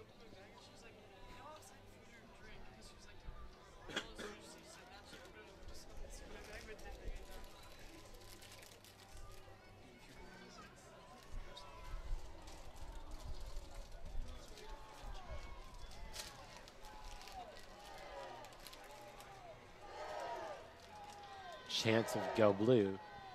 Call in response to that breaking out. So the Michigan crowd feels pretty good about their team. An at-bat opportunity.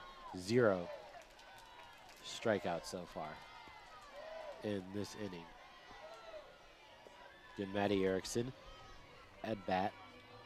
The senior with 6 home runs this season and 19 RBIs. She's 1 of 1 today. She'll pick up another ball. 3-0 count for her. On the verge of walking the first.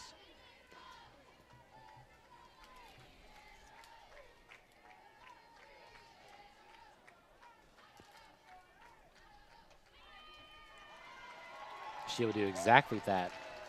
4-0 count. She will walk to first base. Next at bat is the freshman, Kylie Carr. And Indiana now all of a sudden walks. Yeah, Indiana all of a sudden now walks her to first base, gives up a home run, gives up a double. Now all of a sudden Indiana starting to reel a bit under pitcher Taylor Hess. Let's see how they adjust as we continue throughout the remainder 2.5 innings of this one in Ann Arbor.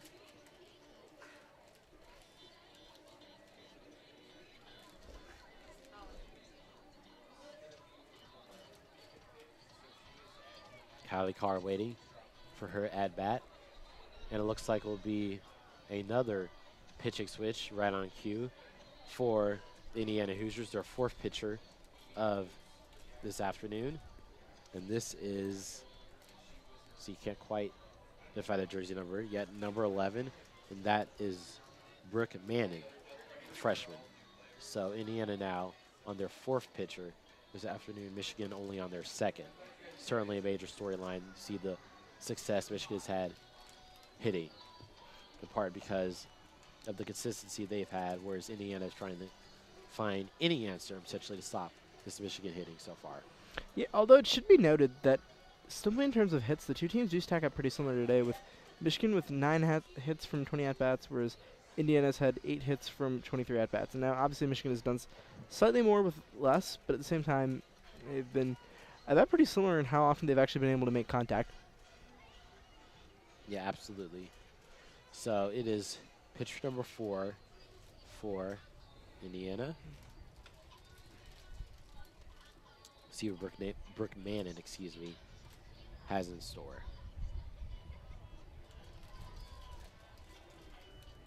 It'll be freshman against freshman. Kylie Carr takes that bat.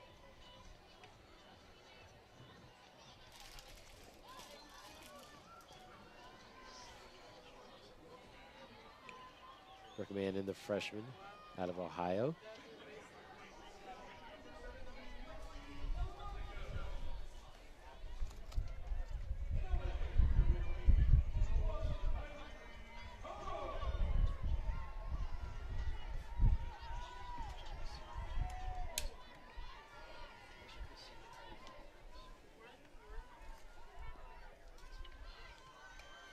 Carr bunts that one and will be out at first base.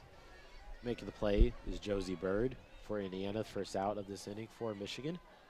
Next at bat, Maddie Ramey, who had, or excuse me,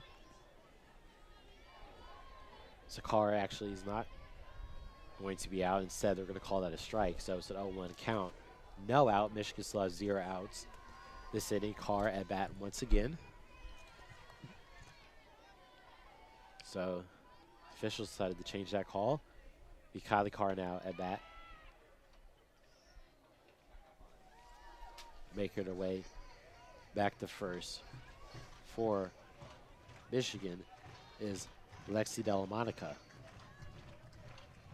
So she will stand at first. Kylie Carr at bat with a 1-1 count. No outs for the Wolverines this inning.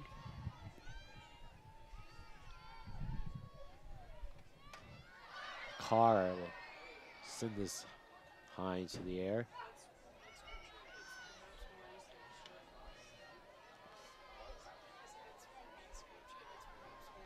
Flies way out of play. She'll pick up another strike.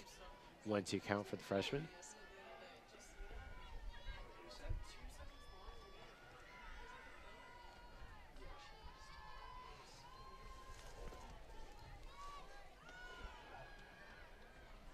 This pitch high, 2-2, the count. Again, Indiana on pitcher number 4 this afternoon, Brooke Mannon.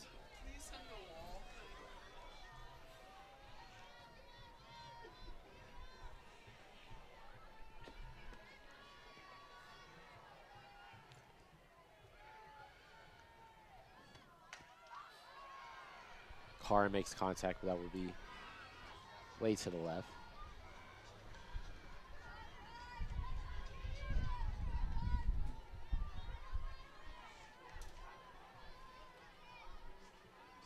Know of interest to some of our listeners who are just joining us after the Detroit Pistons dropped Game 3 of their first round series, 105-113 to Orlando. They are in trouble now ahead of Game 4. Meanwhile, here in Ann Arbor, Kylie Carr makes contact. Nifty. Indiana unable to corral it, and then we'll get a runner. Michigan will get a runner now to second base, and that's Delamonica, and Kylie Carr makes it to first base.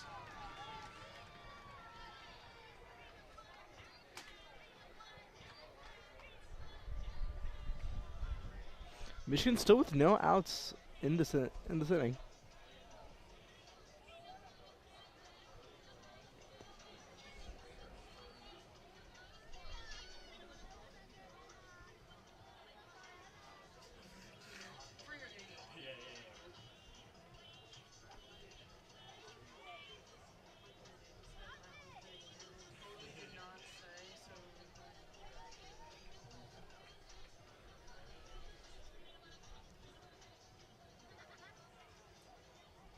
Maddie Ramey at bat for Wolverines. Of course, Ramey scored home run earlier this afternoon.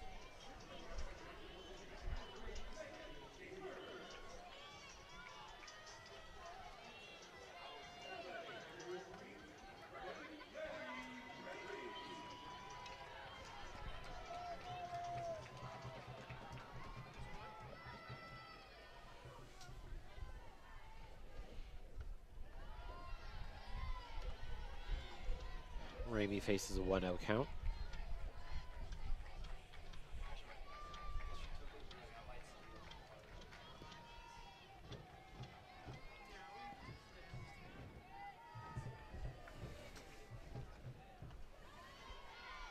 Mannon's pitch is low.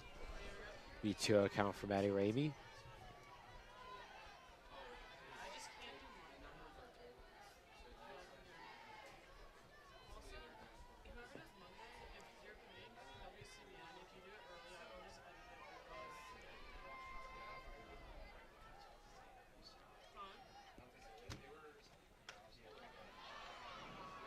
pitch for Ramey will go left and high into the stands. I don't think a fan had the opportunity to, or maybe they did. It's an eventing person now. Requests the ball. 2-1 count still for Maddie Ramey, who has scored today.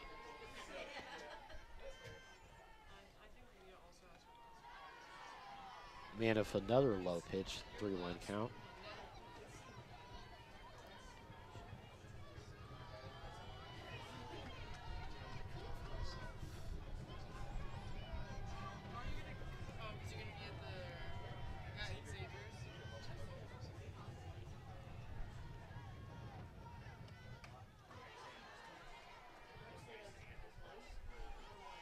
Three-two count.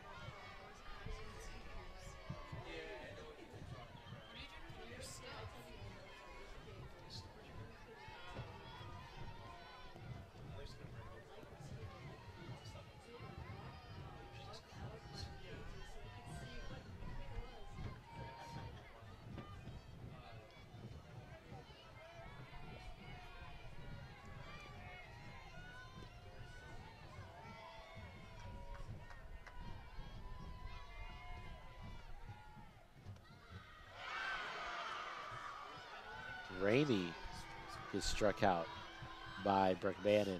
That's the first out for the Wolverines this inning. So Indiana decides to make the switch to the fourth pitcher. And so far, good return, at least on that hit right there. Janelle Alakwa at bat.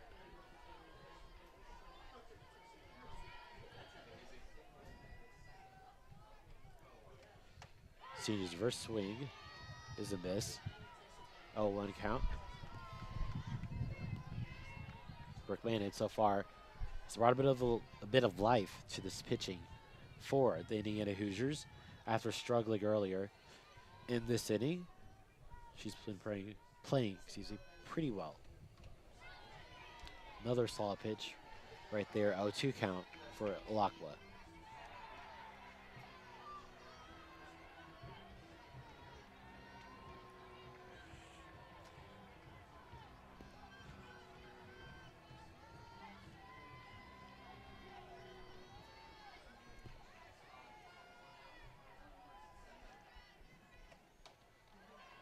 Contact made.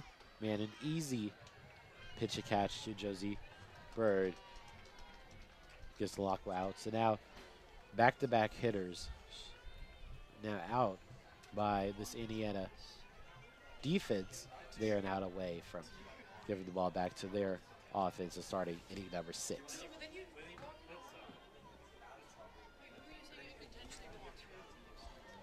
Yeah, and now's where a bunt or a slap hit from Langford would open things up a lot for the Wolverines. With 2 more outs, with only 1 more out, but with bases loaded, then Michigan would turn the lineup over to Putz with the ability to make good on a loaded bases situation.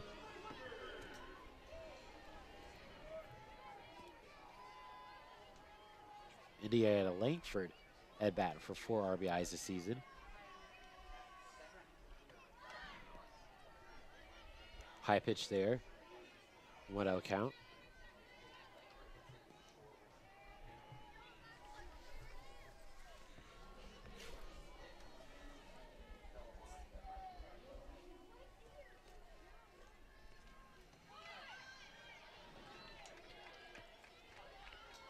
Langford makes contact. Tries to get a run. They're going to call that a strike. 1-1 count.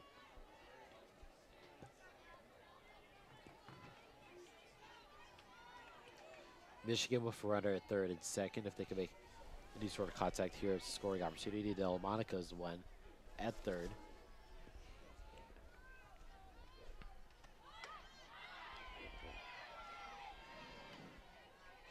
Two 2-1 count for Langford. Wisely decided not to swing on that one.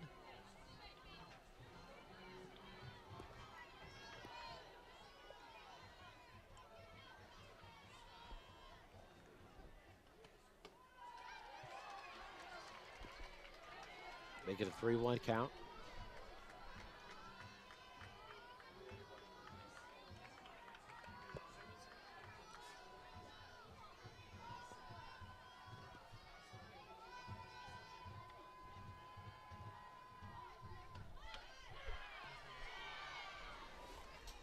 3-2 count. Pivotal swing coming up here for Indiana Langford. Then Michigan already has 2 outs. A third would send us to inning number 6. Michigan with a runner at second and third would certainly like to capitalize on that opportunity to score and add to this lead. Makes contact. Langford, I'm not quite sure she was out. She was, though. And there'll be no scoring opportunity for the Wolverines. And that will take us to inning number 6. Michigan with a 65 advantage. Yeah, and Brookman in her fairly short time out in the circle for the Hoosiers, already faced 15 pitchers, hasn't given up a hit yet. In a game where pitching has looked a little stop-start for the Hoosiers, she looks to have been looks to be the most reliable option so far. Yes, Brookman has settled to this game. Certainly as we enter the final 2 innings of regulation, that will certainly be something to watch out for. At bat coming up next for Indiana is Brooke Bannon. So after pitching, she would now go at bat. A little bit of do-it-all player for the Hoosiers.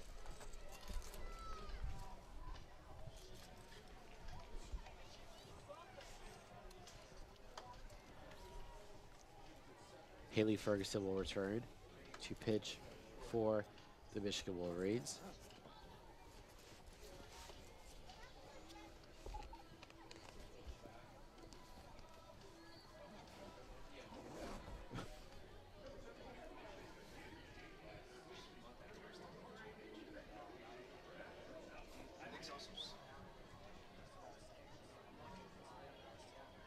We are now in the 6th inning, top of the 6th. Indiana is at bat, and Brooke Bannon, after pitching the last inning, will now be at bat for the Hoosiers.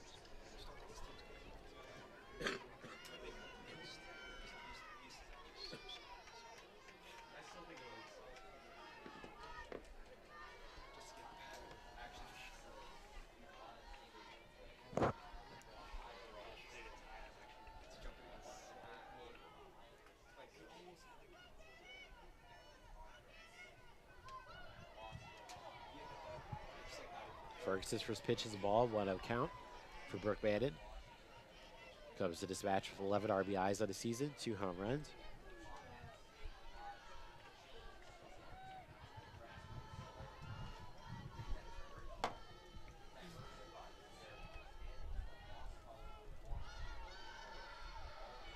Two count for Bannon.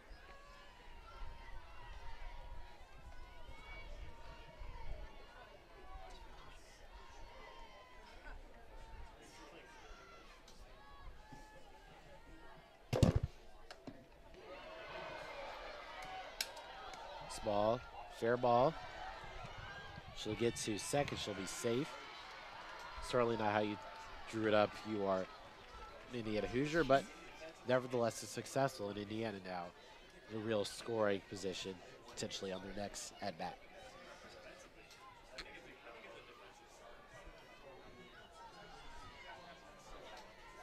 Yeah, and if Michigan can get out of this inning scoreless, it really only needs to hold down the fort for one more. Absolutely.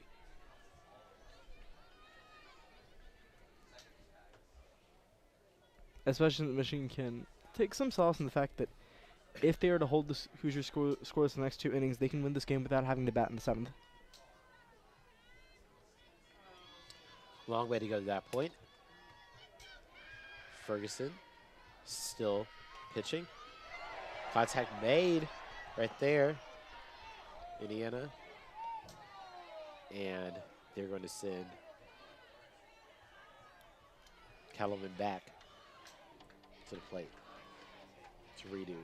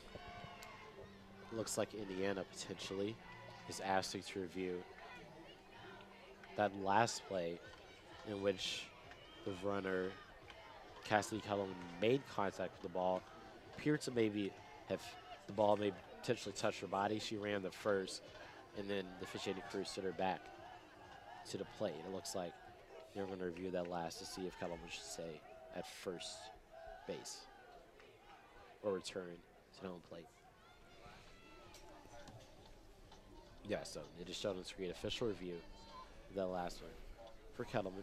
Certainly pretty big again, Indiana, trailing by 1 run. They went every opportunity of the final 2 innings to be put in scoring position. So certainly a pretty big call coming up here by this big officiating crew.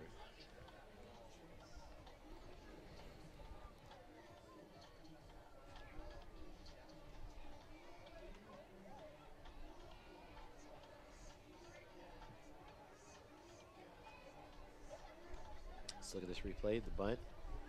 Can't quite tell from this far out if the ball then hits her.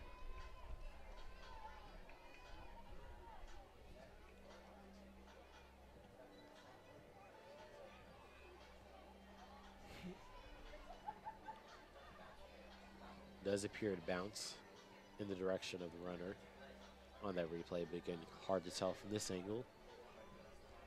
We're waiting the call.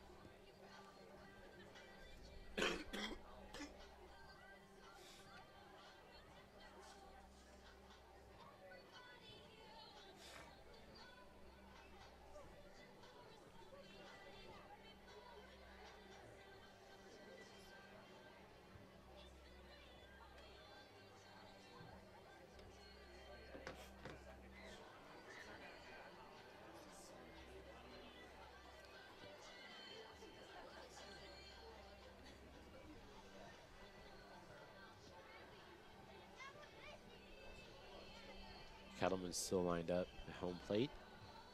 No indication yet what the final verdict will be.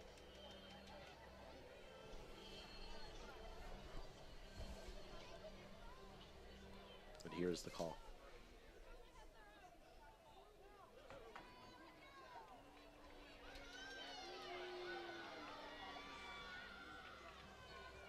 It's a call. It's a foul ball. So that would send Kettleman back to home plate, facing an 0-1 count.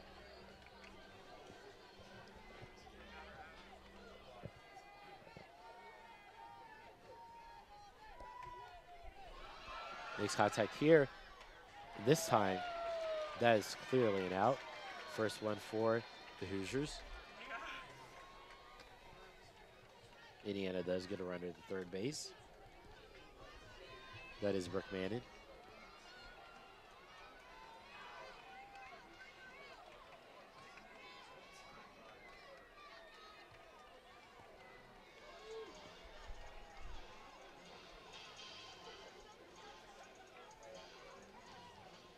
Little substitution here for the Wolverines.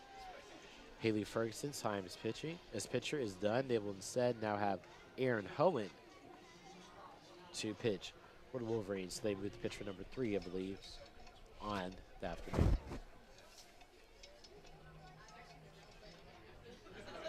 So they try to switch things up in this penultimate inning. Yeah, Hain on the air. Going into the season was projected to take over the mantle from Lauren Durkowski as the Wolverines ace. Hasn't played as many games as Alice does. 6-5 as a starter with a 4.55 ERA, but this season has seen her evolution into a two-way player as one of the Wolverines' more reliable bats. She's actually batting .356, 90 at bats, 32 hits with 5 homers and 28 RBI. Aaron Wayne, or Hain, will be the pitcher for the Wolverines. See how long potentially for the end of this match.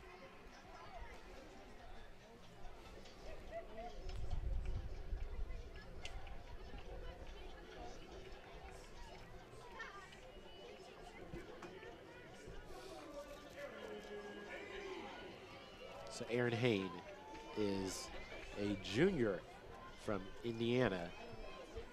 and she now has the task of pitching. First matchup will be it's Allie Van Brandt, and the only Hoosier with a batting average above .4. So she has 12 home runs and 54 RBIs this season, so certainly a challenge for her. Even though that first pitch, pretty good. However, the clock will still be 1-0 for Van Brandt.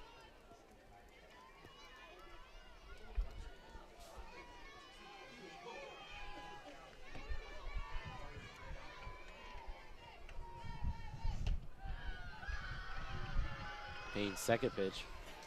Similar result to account for Allie Van Brandt. Yeah, Van Brandt leading the Hoosiers in batting average and tied for the team lead, tied for second in home runs on the year. Again, Indiana has a runner at third base. That's Brooke Mannon. Scoring opportunity there. Low pitch from Michigan, and it'll be a 3-0 count. So Haynes not having an ideal start to the pitching, facing a 3-0 count, which will not only bring a runner to first, but potentially lead to a score for Indiana to tie this match at 6-all. And there's going to be a walk for Allie Van Brandt. So 4-0 count there for Erin Haynes on her first time pitching. Considering the circumstances, I don't think a walk was necessarily the worst possible outcome given Van Brandt's potency at the plate, but it's still not what Michigan wants now that the Hoosiers now have 2 runners at the corners and have only used up 1 out.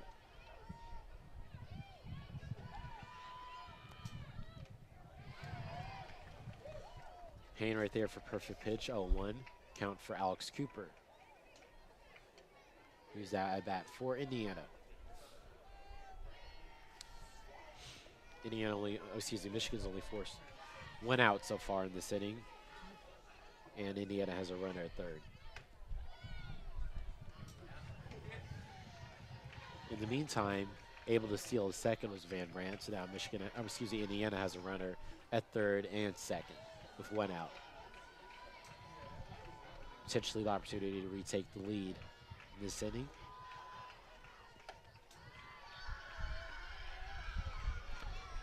At the plate for the Hoosiers, Alex Cooper, 4th on the team in batting average at .367, also tacked on 7 homers and 41 RBI. Although today, only 1 for 3 in her plate appearances. Cooper now facing a 2-1 count. Made that 3-1. So potentially the opportunity for Haynes to walk back-to-back at batters for Indiana. Obviously not ideal if you are Michigan. You see how Haynes' fortitude is able to respond here. Nice hit there by Cooper. That'll be an out. However, that runner at third is going to score. And it will be now 6-all for Indiana and Michigan. Again, now Indiana has a runner at third. 2 outs now being faced. Haynes still the pitcher.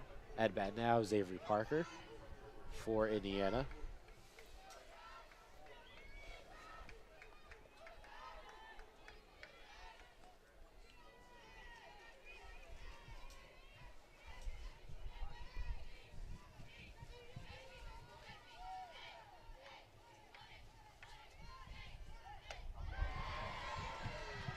Haynes with a perfect pitch. 0-1 count for Avery Parker.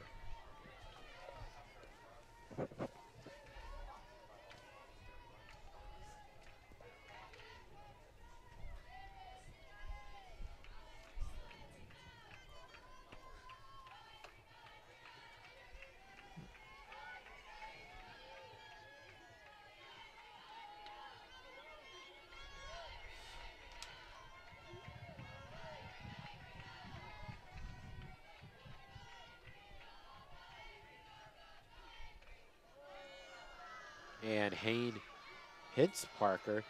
Parker will be allowed to walk to first. Yep. Parker holding the team's lead in homers with 15.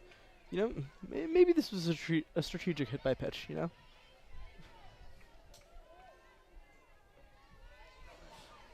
Again, Michigan fans remember yesterday Michigan gave up 5 runs in that 6th inning. Pitching really fell apart there. So far, it appears maybe not quite to that level of 5 innings, but Michigan's pitching is starting to wane as the game progresses. It's certainly one of the storylines.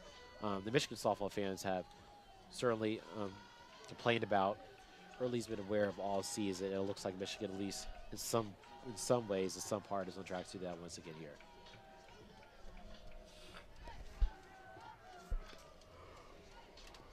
We talk with Vihaan at this play stoppage. Again, Indiana has a runner at third base, 2 outs, and they've already scored 1 inning to tie this game at 6-all in this 6th inning. Potential last gasp for Indiana here before the final inning, should this game end in regulation.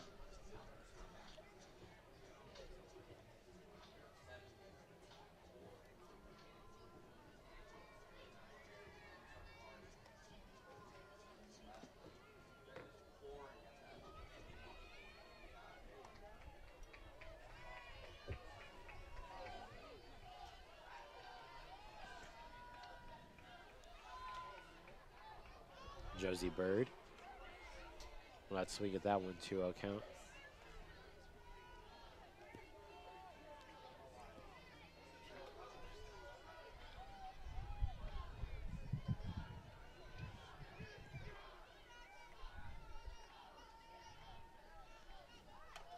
Vihaan able to make contact with it is Bird. That runner at third will score for Indiana. That is Allie Van Brandt. But never mind, actually, it was an out, so that will not count. It remains 6-all. And we now head to the bottom of the 6th inning, tied at 6 apiece. Michigan able to hold and only give up 1 run in that inning. That's pretty impressive considering the situation they were in.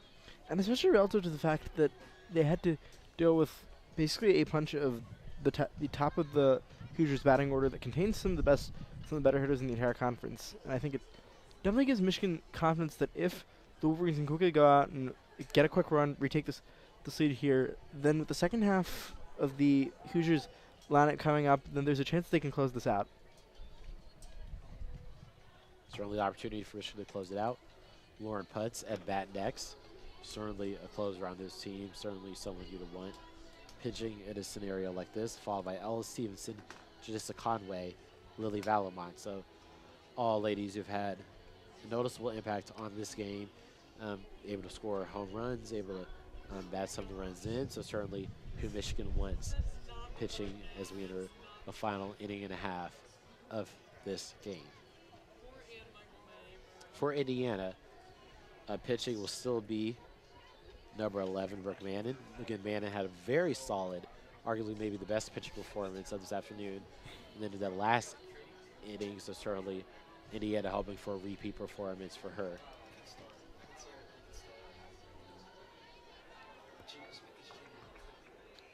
Lauren Putz at bat. It's maybe not had quite the offensive day Michigan fans are accustomed to having, but we know she's capable at any time of exploding. Let's see if she can do that here this inning. One bite on that one. 1-0 count for Putz.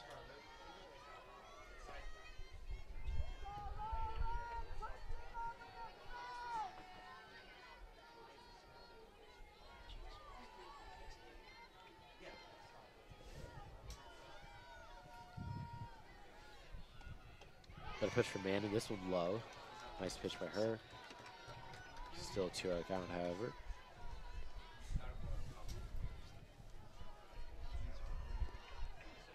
Once again, maybe potential strategy here from Indiana might be that they're gonna, if it comes down to it, they're gonna prefer walking putts than giving her another chance at the plate. It certainly puts to someone you'd want to walk. This ball is going to fly high and to the left, out of the field of play. 2-1 count.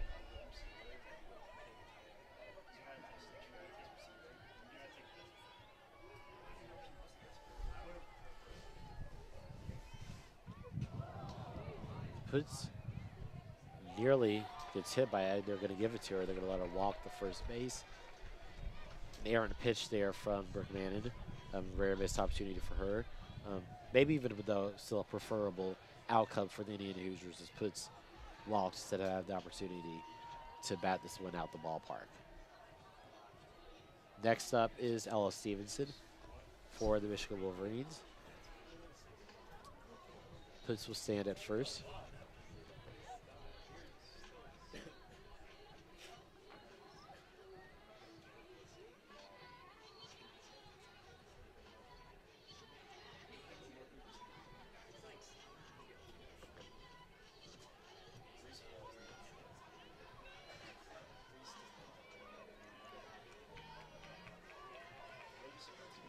Manual pitch to the lefty, Ella Stevenson. 32 RBIs for Stevenson on the season. 8 home runs. Just about .3 batting average season. 0 of 3 today, however.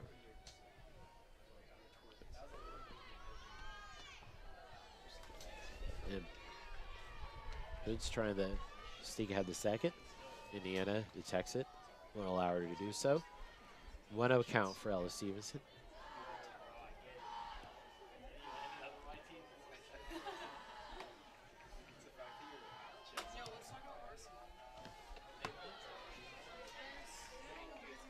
One count. Stevenson does not swing on that one. It'll be a strike for Mannon.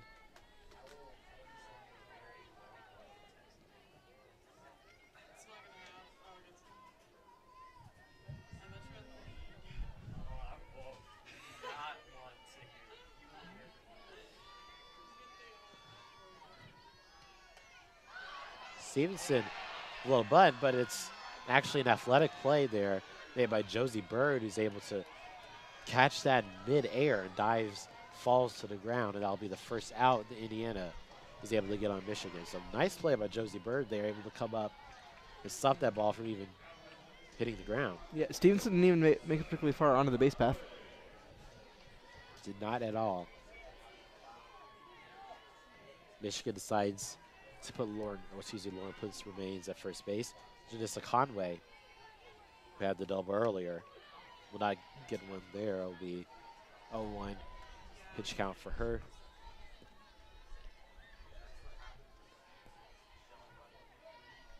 Again, 6-all game. Michigan 1 out, bottom of the 6th inning. 1 inning to go in regulation. Who will separate themselves? Mannon now 1-1. Count for Janissa Conway.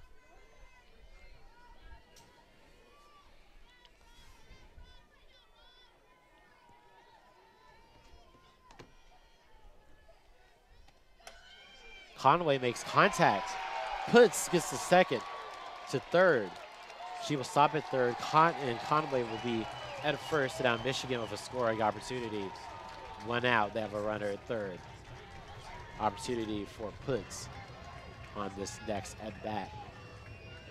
Lily Valamont will be at bat now for the Michigan Wolverines. And Valamont, as we mentioned today, already a home run on the day. Already one of her, 1 home run, 2 hits. One of Michigan's more reliable hitters on the day.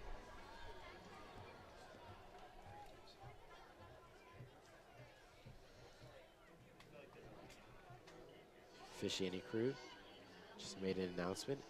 So that play is under review. Not entirely sure, cannot hear why we're under review. But the result of that play, Lauren Puts ends up at third base, Conway ends up at first.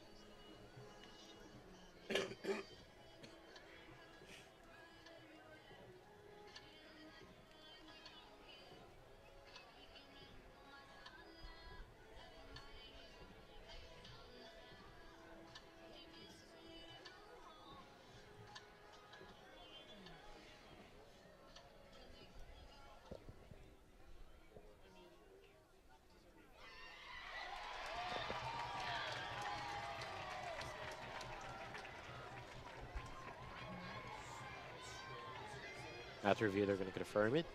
Michigan able to maintain a runner at first, a runner at third. 6-all, bottom of the 6th.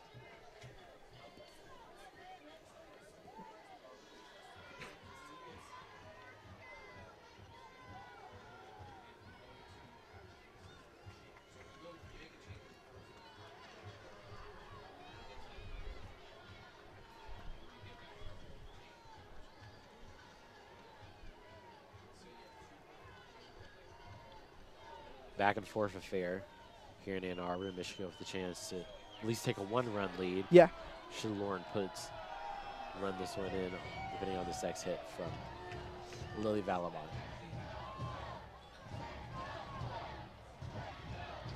Let's Go Blue chant is out.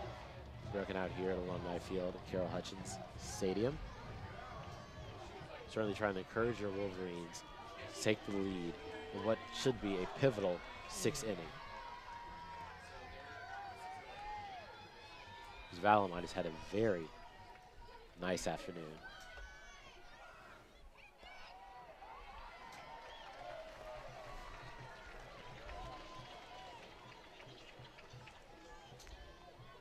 Wisely does not swing at that one. 1-0 count.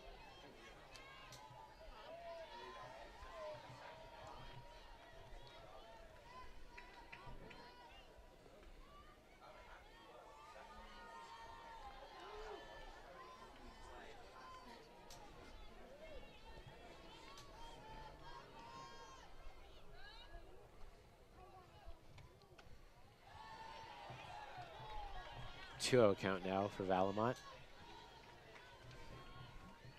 Halfway to walk in the first.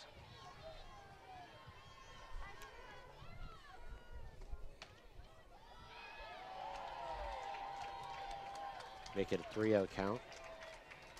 One pitch away. To walk in the first is Valamont. Which would bring up a bases loaded situation. It would.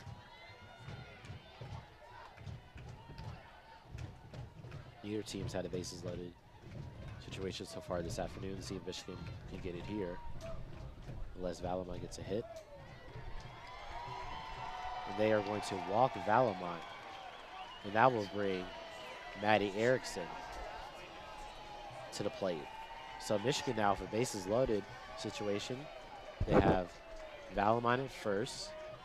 They have Conway at second, and they have Putz at third. Absolutely. Now Maddie Erickson at the bat. This is a good opportunity here for the Wolverines. Again, only 1 out so far this inning. In this pivotal 6th inning. Amanda steps to this one, goes low. 1-0 count.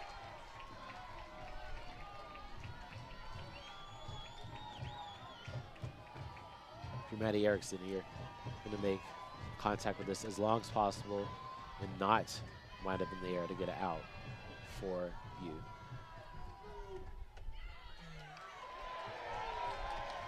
Two-0 count.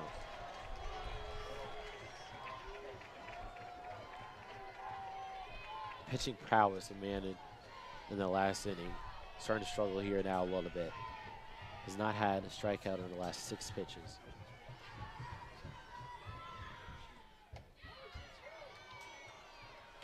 And then right on cue, she gets her first. So 2-1 count.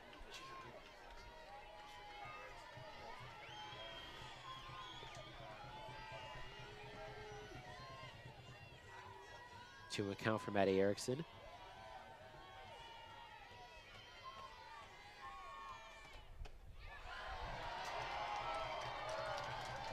This will be now a 3-1 count for Maddie Erickson. Bases loaded. Scoring opportunity here for the Wolverines. Crowd on their feet.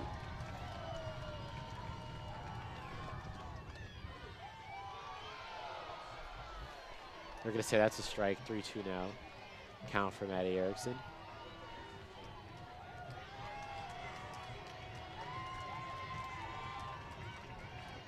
Brooke Mannon now for pivotal pitch. She's facing a 2-3 count.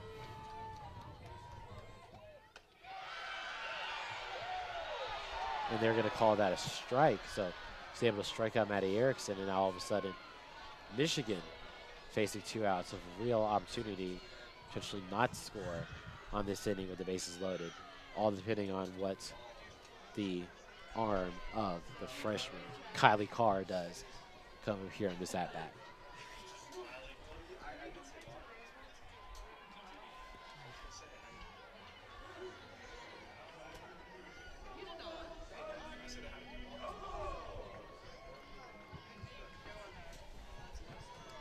Kylie Carr now at bat, but a .29 batting average, 2 home runs, 6 RBIs on the season. Would be a timely. And from here, Kylie Carr sends this one deep center field. That'll be a run for puts. A run for everyone except Carr. She'll go to second, but how about that scoring opportunity there for the Michigan Wolverines? Runs scored by, I believe, 3 players, all the runners at bat. And Michigan now will take a lead. As soon as we get it confirmed, I will say what the score is.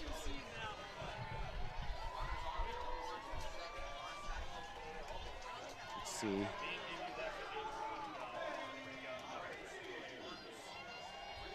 Certainly a score, yeah, by all 3. So it'll be a 9-6 advantage for these Wolverines. And these last few innings, you've seen Michigan just work a very methodical approach to the offense. And then you just see Carr just go for it. And I think it just kind of shows the way Michigan has kind of walked this line between playing, small ball and taking those bigger opportunities when they come all game now. And I think it's finally paid off, and it's finally paid off, that synthesis of approaches. Yeah, Riley Carr, opportunity to score herself. She's at second base. Maddie Ramey scored a homer earlier this evening. Is at bat. 2 outs now for Michigan. Michigan, the antithesis of what occurred yesterday, of course, they gave up 5 runs in the 6th innings to Indiana. That's part of the reason why they ended up losing 8-4. Here, they scored 3 runs against the 1 run of the Hoosiers in the 6th inning. So certainly, potentially a different outcome occurring, all because of that pivotal 6th inning.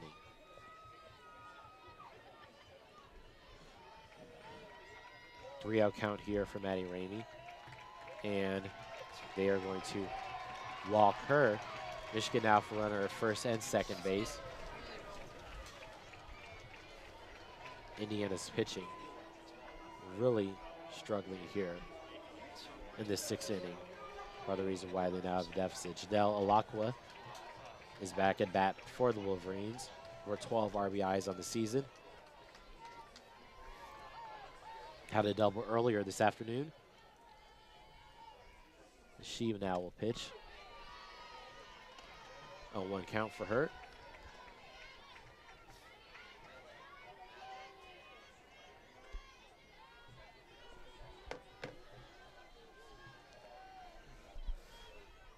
Alakwa at bat. High.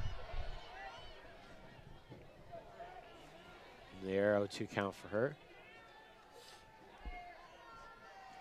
And the Wolverines are 1 out away from entering into inning number 7, of which they hope will be the final inning this afternoon. Indiana certainly within striking distance should they load the bases in the 7th inning.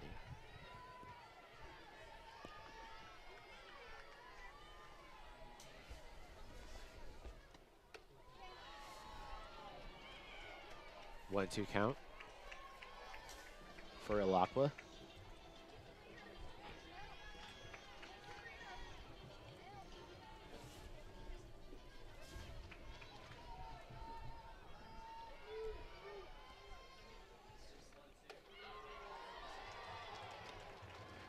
Two count.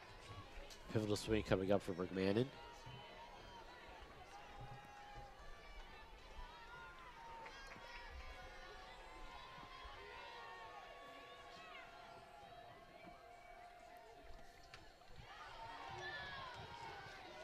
The ball makes contact with the bat of Alakwa. Will go to the side and behind. Remains a 2-all count.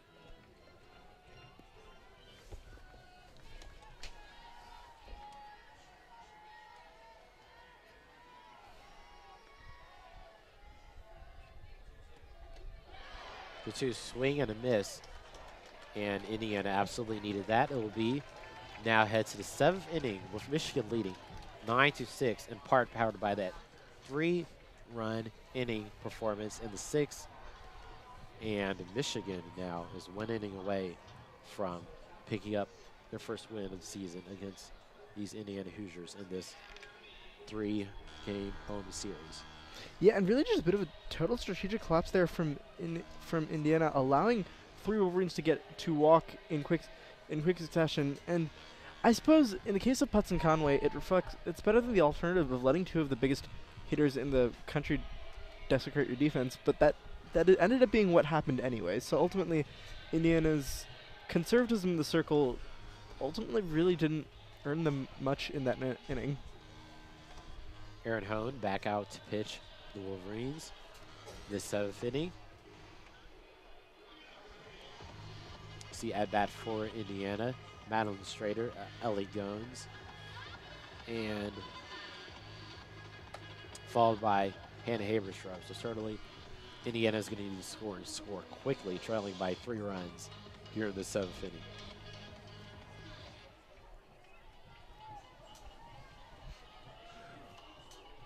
Meanwhile, for Michigan, just need to hold on. 3-run advantage, top of the 7th. Needs to continue to play sound with the pitching.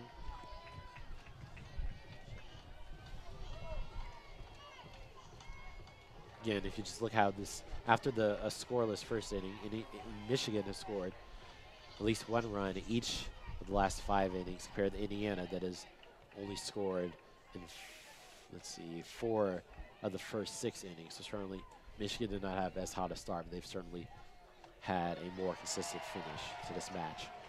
And Madeline Strader faces an 0-1 count from Aaron Hone.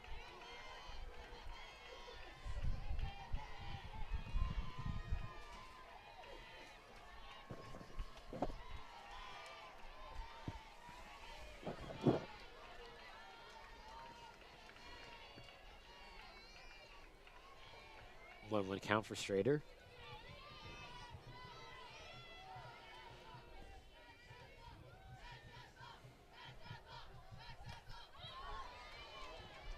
There's high and behind stadium. 1-2 count for Strader.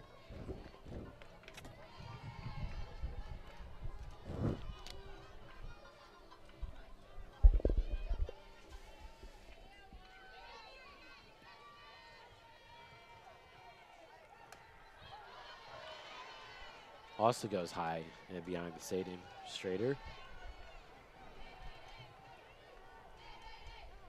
Count still 1-2.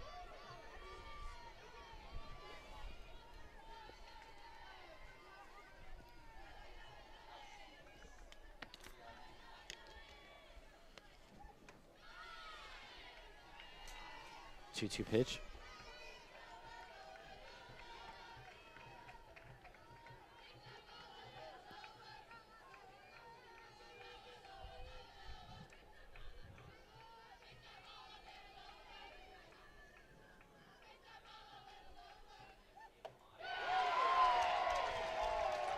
And strikeout right there for Aaron Holland, able to force Strader back to the dugout. And now at bat for the Indiana Hoosiers, a little bit of lineup switch. They're going to bring in number 12, Daniela Mandel, who has not seen action so far this night, or this afternoon rather. And she does a bite on the first pitch on 1 count. Worth noting that Indiana has 7 players batting 300 or better, so this is a pretty deep team in terms of its hitting prowess.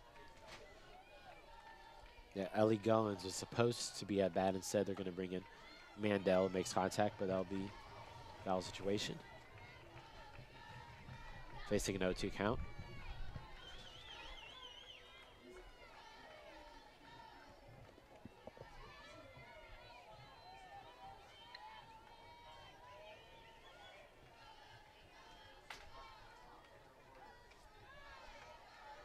Excuse me, I stand corrected.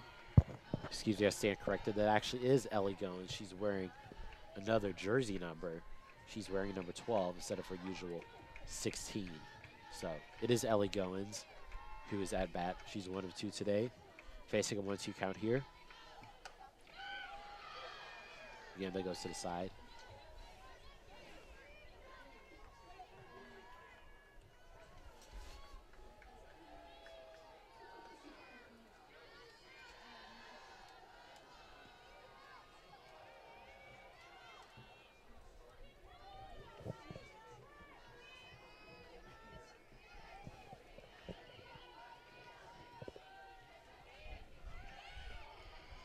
Low pitch for Hohen. 2-2 count.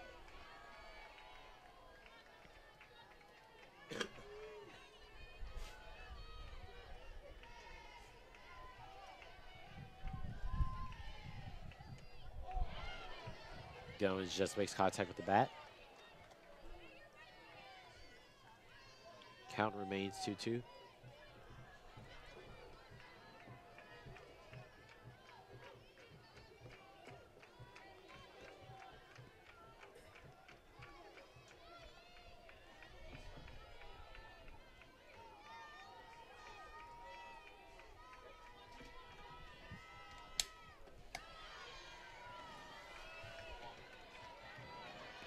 Three-two count. Goins a pitch away from walking to first.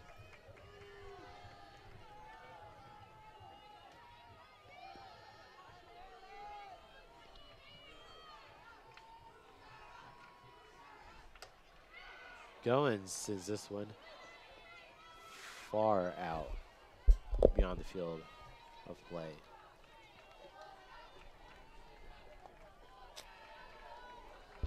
It'll be a redo at 3-2 pitch count.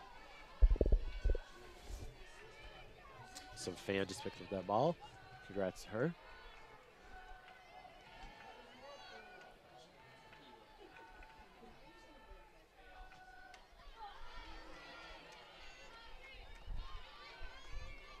Still 3-2 after that pitch.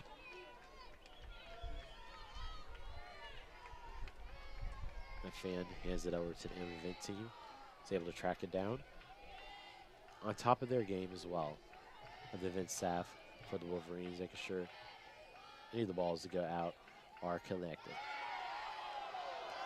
That's going to be a walk for Ellie Goins after the pitch from Hohen.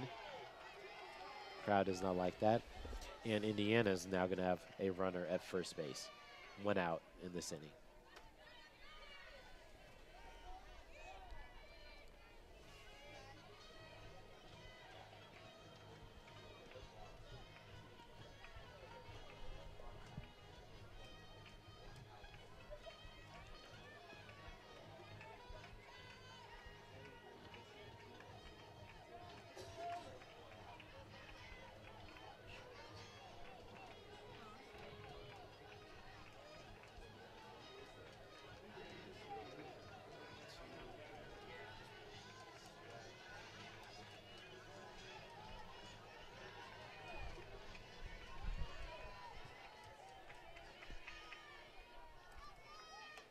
Allie Gavin now at bat for Indiana. I believe this first game action she has seen this afternoon. She's a sophomore out of Indiana.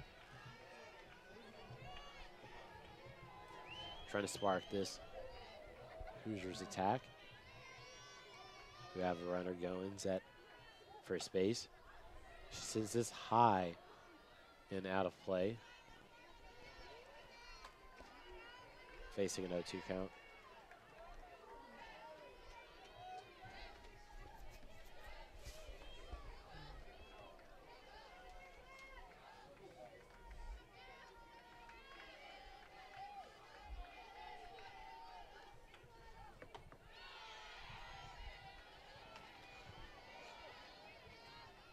Gavin does not swing at that pitch. 1-2 count.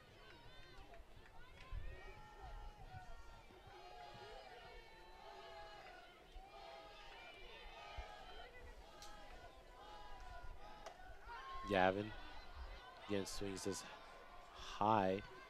I'll be behind the stadium.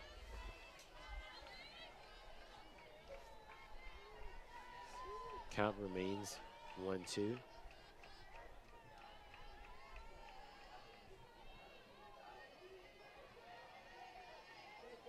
And Indiana trying to get in a position where they have bases loaded, or at least 2 of them loaded, so they can get potentially hit from one of their, or hitter, a potential home run score for one of their hitters. But that has just not been the case. They have not been able to generate much traction, only really advancing by walking so far in this inning. So they certainly need to get more consistency, and they're going deep down their lineups, pull out of Gavin to try to spark that. Has not been able to do so far. 1-2 pitch. Yeah. Gavin with only 53 at-bats on the entire year. Certainly interesting decision. But 6 home runs from her relative time on the plate. 6 home runs. Again, Indiana also playing the long game. They already did pick up a win yesterday, so they could potentially lose today and then recover yesterday. Or recover tomorrow, Tuesday, in the third of this 3-game series. Gavin took a long time in the air. It's going to be caught in center field by Stevenson, I believe. Yeah, by Stevenson. And now Indiana with 2 outs. So Indiana through really last gasp here. They're going to bring on Brooke Mannon, sort of to do it all for this Hoosiers team. Try to put them in some position to score. And 1 more out will clinch this game for Michigan. It will. Michigan on the verge of picking up game number 2 of 3 here this afternoon. And Aaron Hohen's trying to speed up that process. Nice pitch there. 0-1 count face by Brooke Mannon.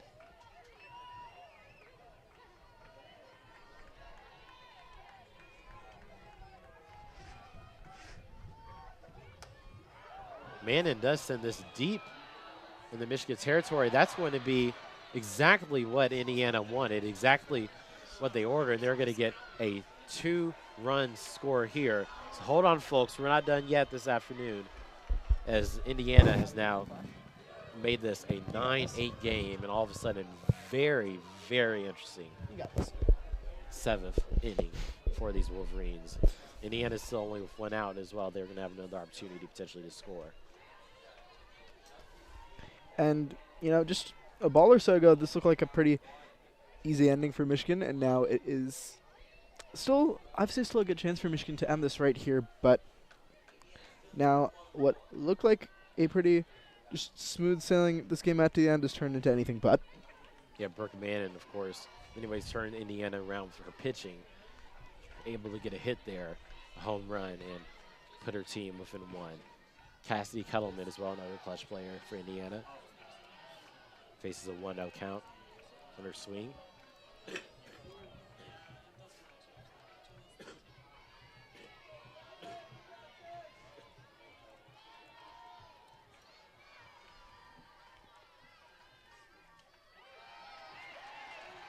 Cohen responds, makes it a 1-1 count. Nice pitch up the middle there for Kettleman. Wolverines need 1 more out.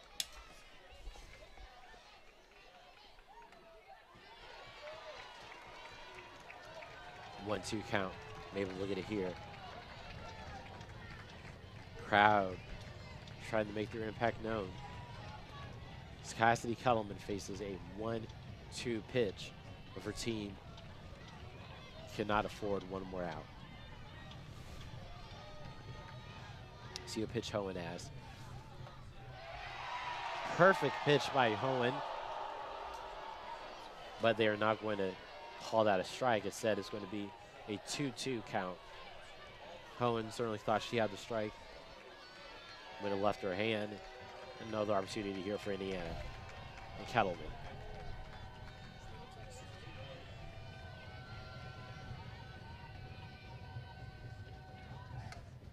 Kettleman sends this one deep.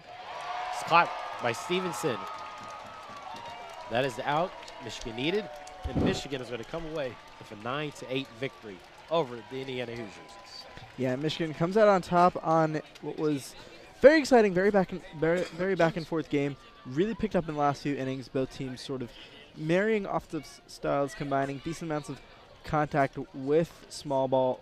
Ultimately, it was Michigan's proficiency for getting on base in that 6th inning that ended up being the difference with that deep 3-run shot that ultimately gave Michigan the victory. Yes, Michigan picks up game number 2 of this 3-game series with the Indiana Hoosiers. After falling yesterday 8-4, they win 9-8 today. Make sure to stay tuned to WCBN Sports tomorrow for game 3 against Indiana Hoosiers. Again, a pivotal matchup not only for Big Ten Conference standings, but also for Michigan's viability in the NCAA tournament. Yeah, and just a little personal segue. As some of you who may know me, I am currently a senior at the University of Michigan, and I will be graduating in a week, which means This is the last game that I will ever broadcast for WCBN Sports. It's been the most unbelievable 4-year experience of my life. This job has taken me places that I never thought it would take me. The game, Mackey Arena, Breslin Arena, watching the men's basketball team raise a banner, Chrysler, Yost Ice Arena. It's taken me all across the country, all across the Big Ten, basically, and I'm just so grateful for everybody who's been around it. If you've ever tuned into a broadcast, if you ever broadcast a game with me, if I've interacted with you in the club, if you were a person in my life who listened to me randomly ramble on about student radio, even though you probably had no idea what I was talking about, thank you there too. It's been an absolute privilege doing this, getting to do this for the last four years, and it's something that I'll remember fondly for the rest of my life. So, thank you WCBN, and thank you for everyone who's ever tuned in or ever been a part of this. Yeah, absolutely. Vihaan has been a 4-year member of WCBN. I'm sure you've called dozens of games. Honored to be a part of the last one. Do you have a favorite memory, broadcast memory game you did over your last 4 years? I think it was earlier this year. It was traveling to Mackey to call men's basketball with Jake and Andrew, and then watching them pretty much blow Purdue out in one of the late season cues that this team really could go ahead and end that long national championship drought, and then after that getting to go onto the court and take photos there. Obviously the result wasn't what Michigan fans wanted, but calling the Michigan-Ohio State football game was one of the most surreal moments in my life. I watched Tom Brady walk past me in the press box. Didn't say hi, though. So, which, Tom, if you're listening, that's shade I'm throwing in your direction. You should have said hi. Maybe you'll have an opportunity to meet Tom again in the future. Yeah, again, last broadcaster Vihaan. Give you the opportunity. Say whatever other words you want to do, and you can close this out here this afternoon in Ann Arbor. Thank you, Cleo. Much appreciated. There aren't enough words to sum up just how much this has all meant to me and how much my life has changed for the better for being a part of this club. So I think I'm just going to wrap things up with just another thank you, WCBN. Thank you for everybody tuning in. And for the last time in my career, I'm going to leave you guys with a good night and a go blue.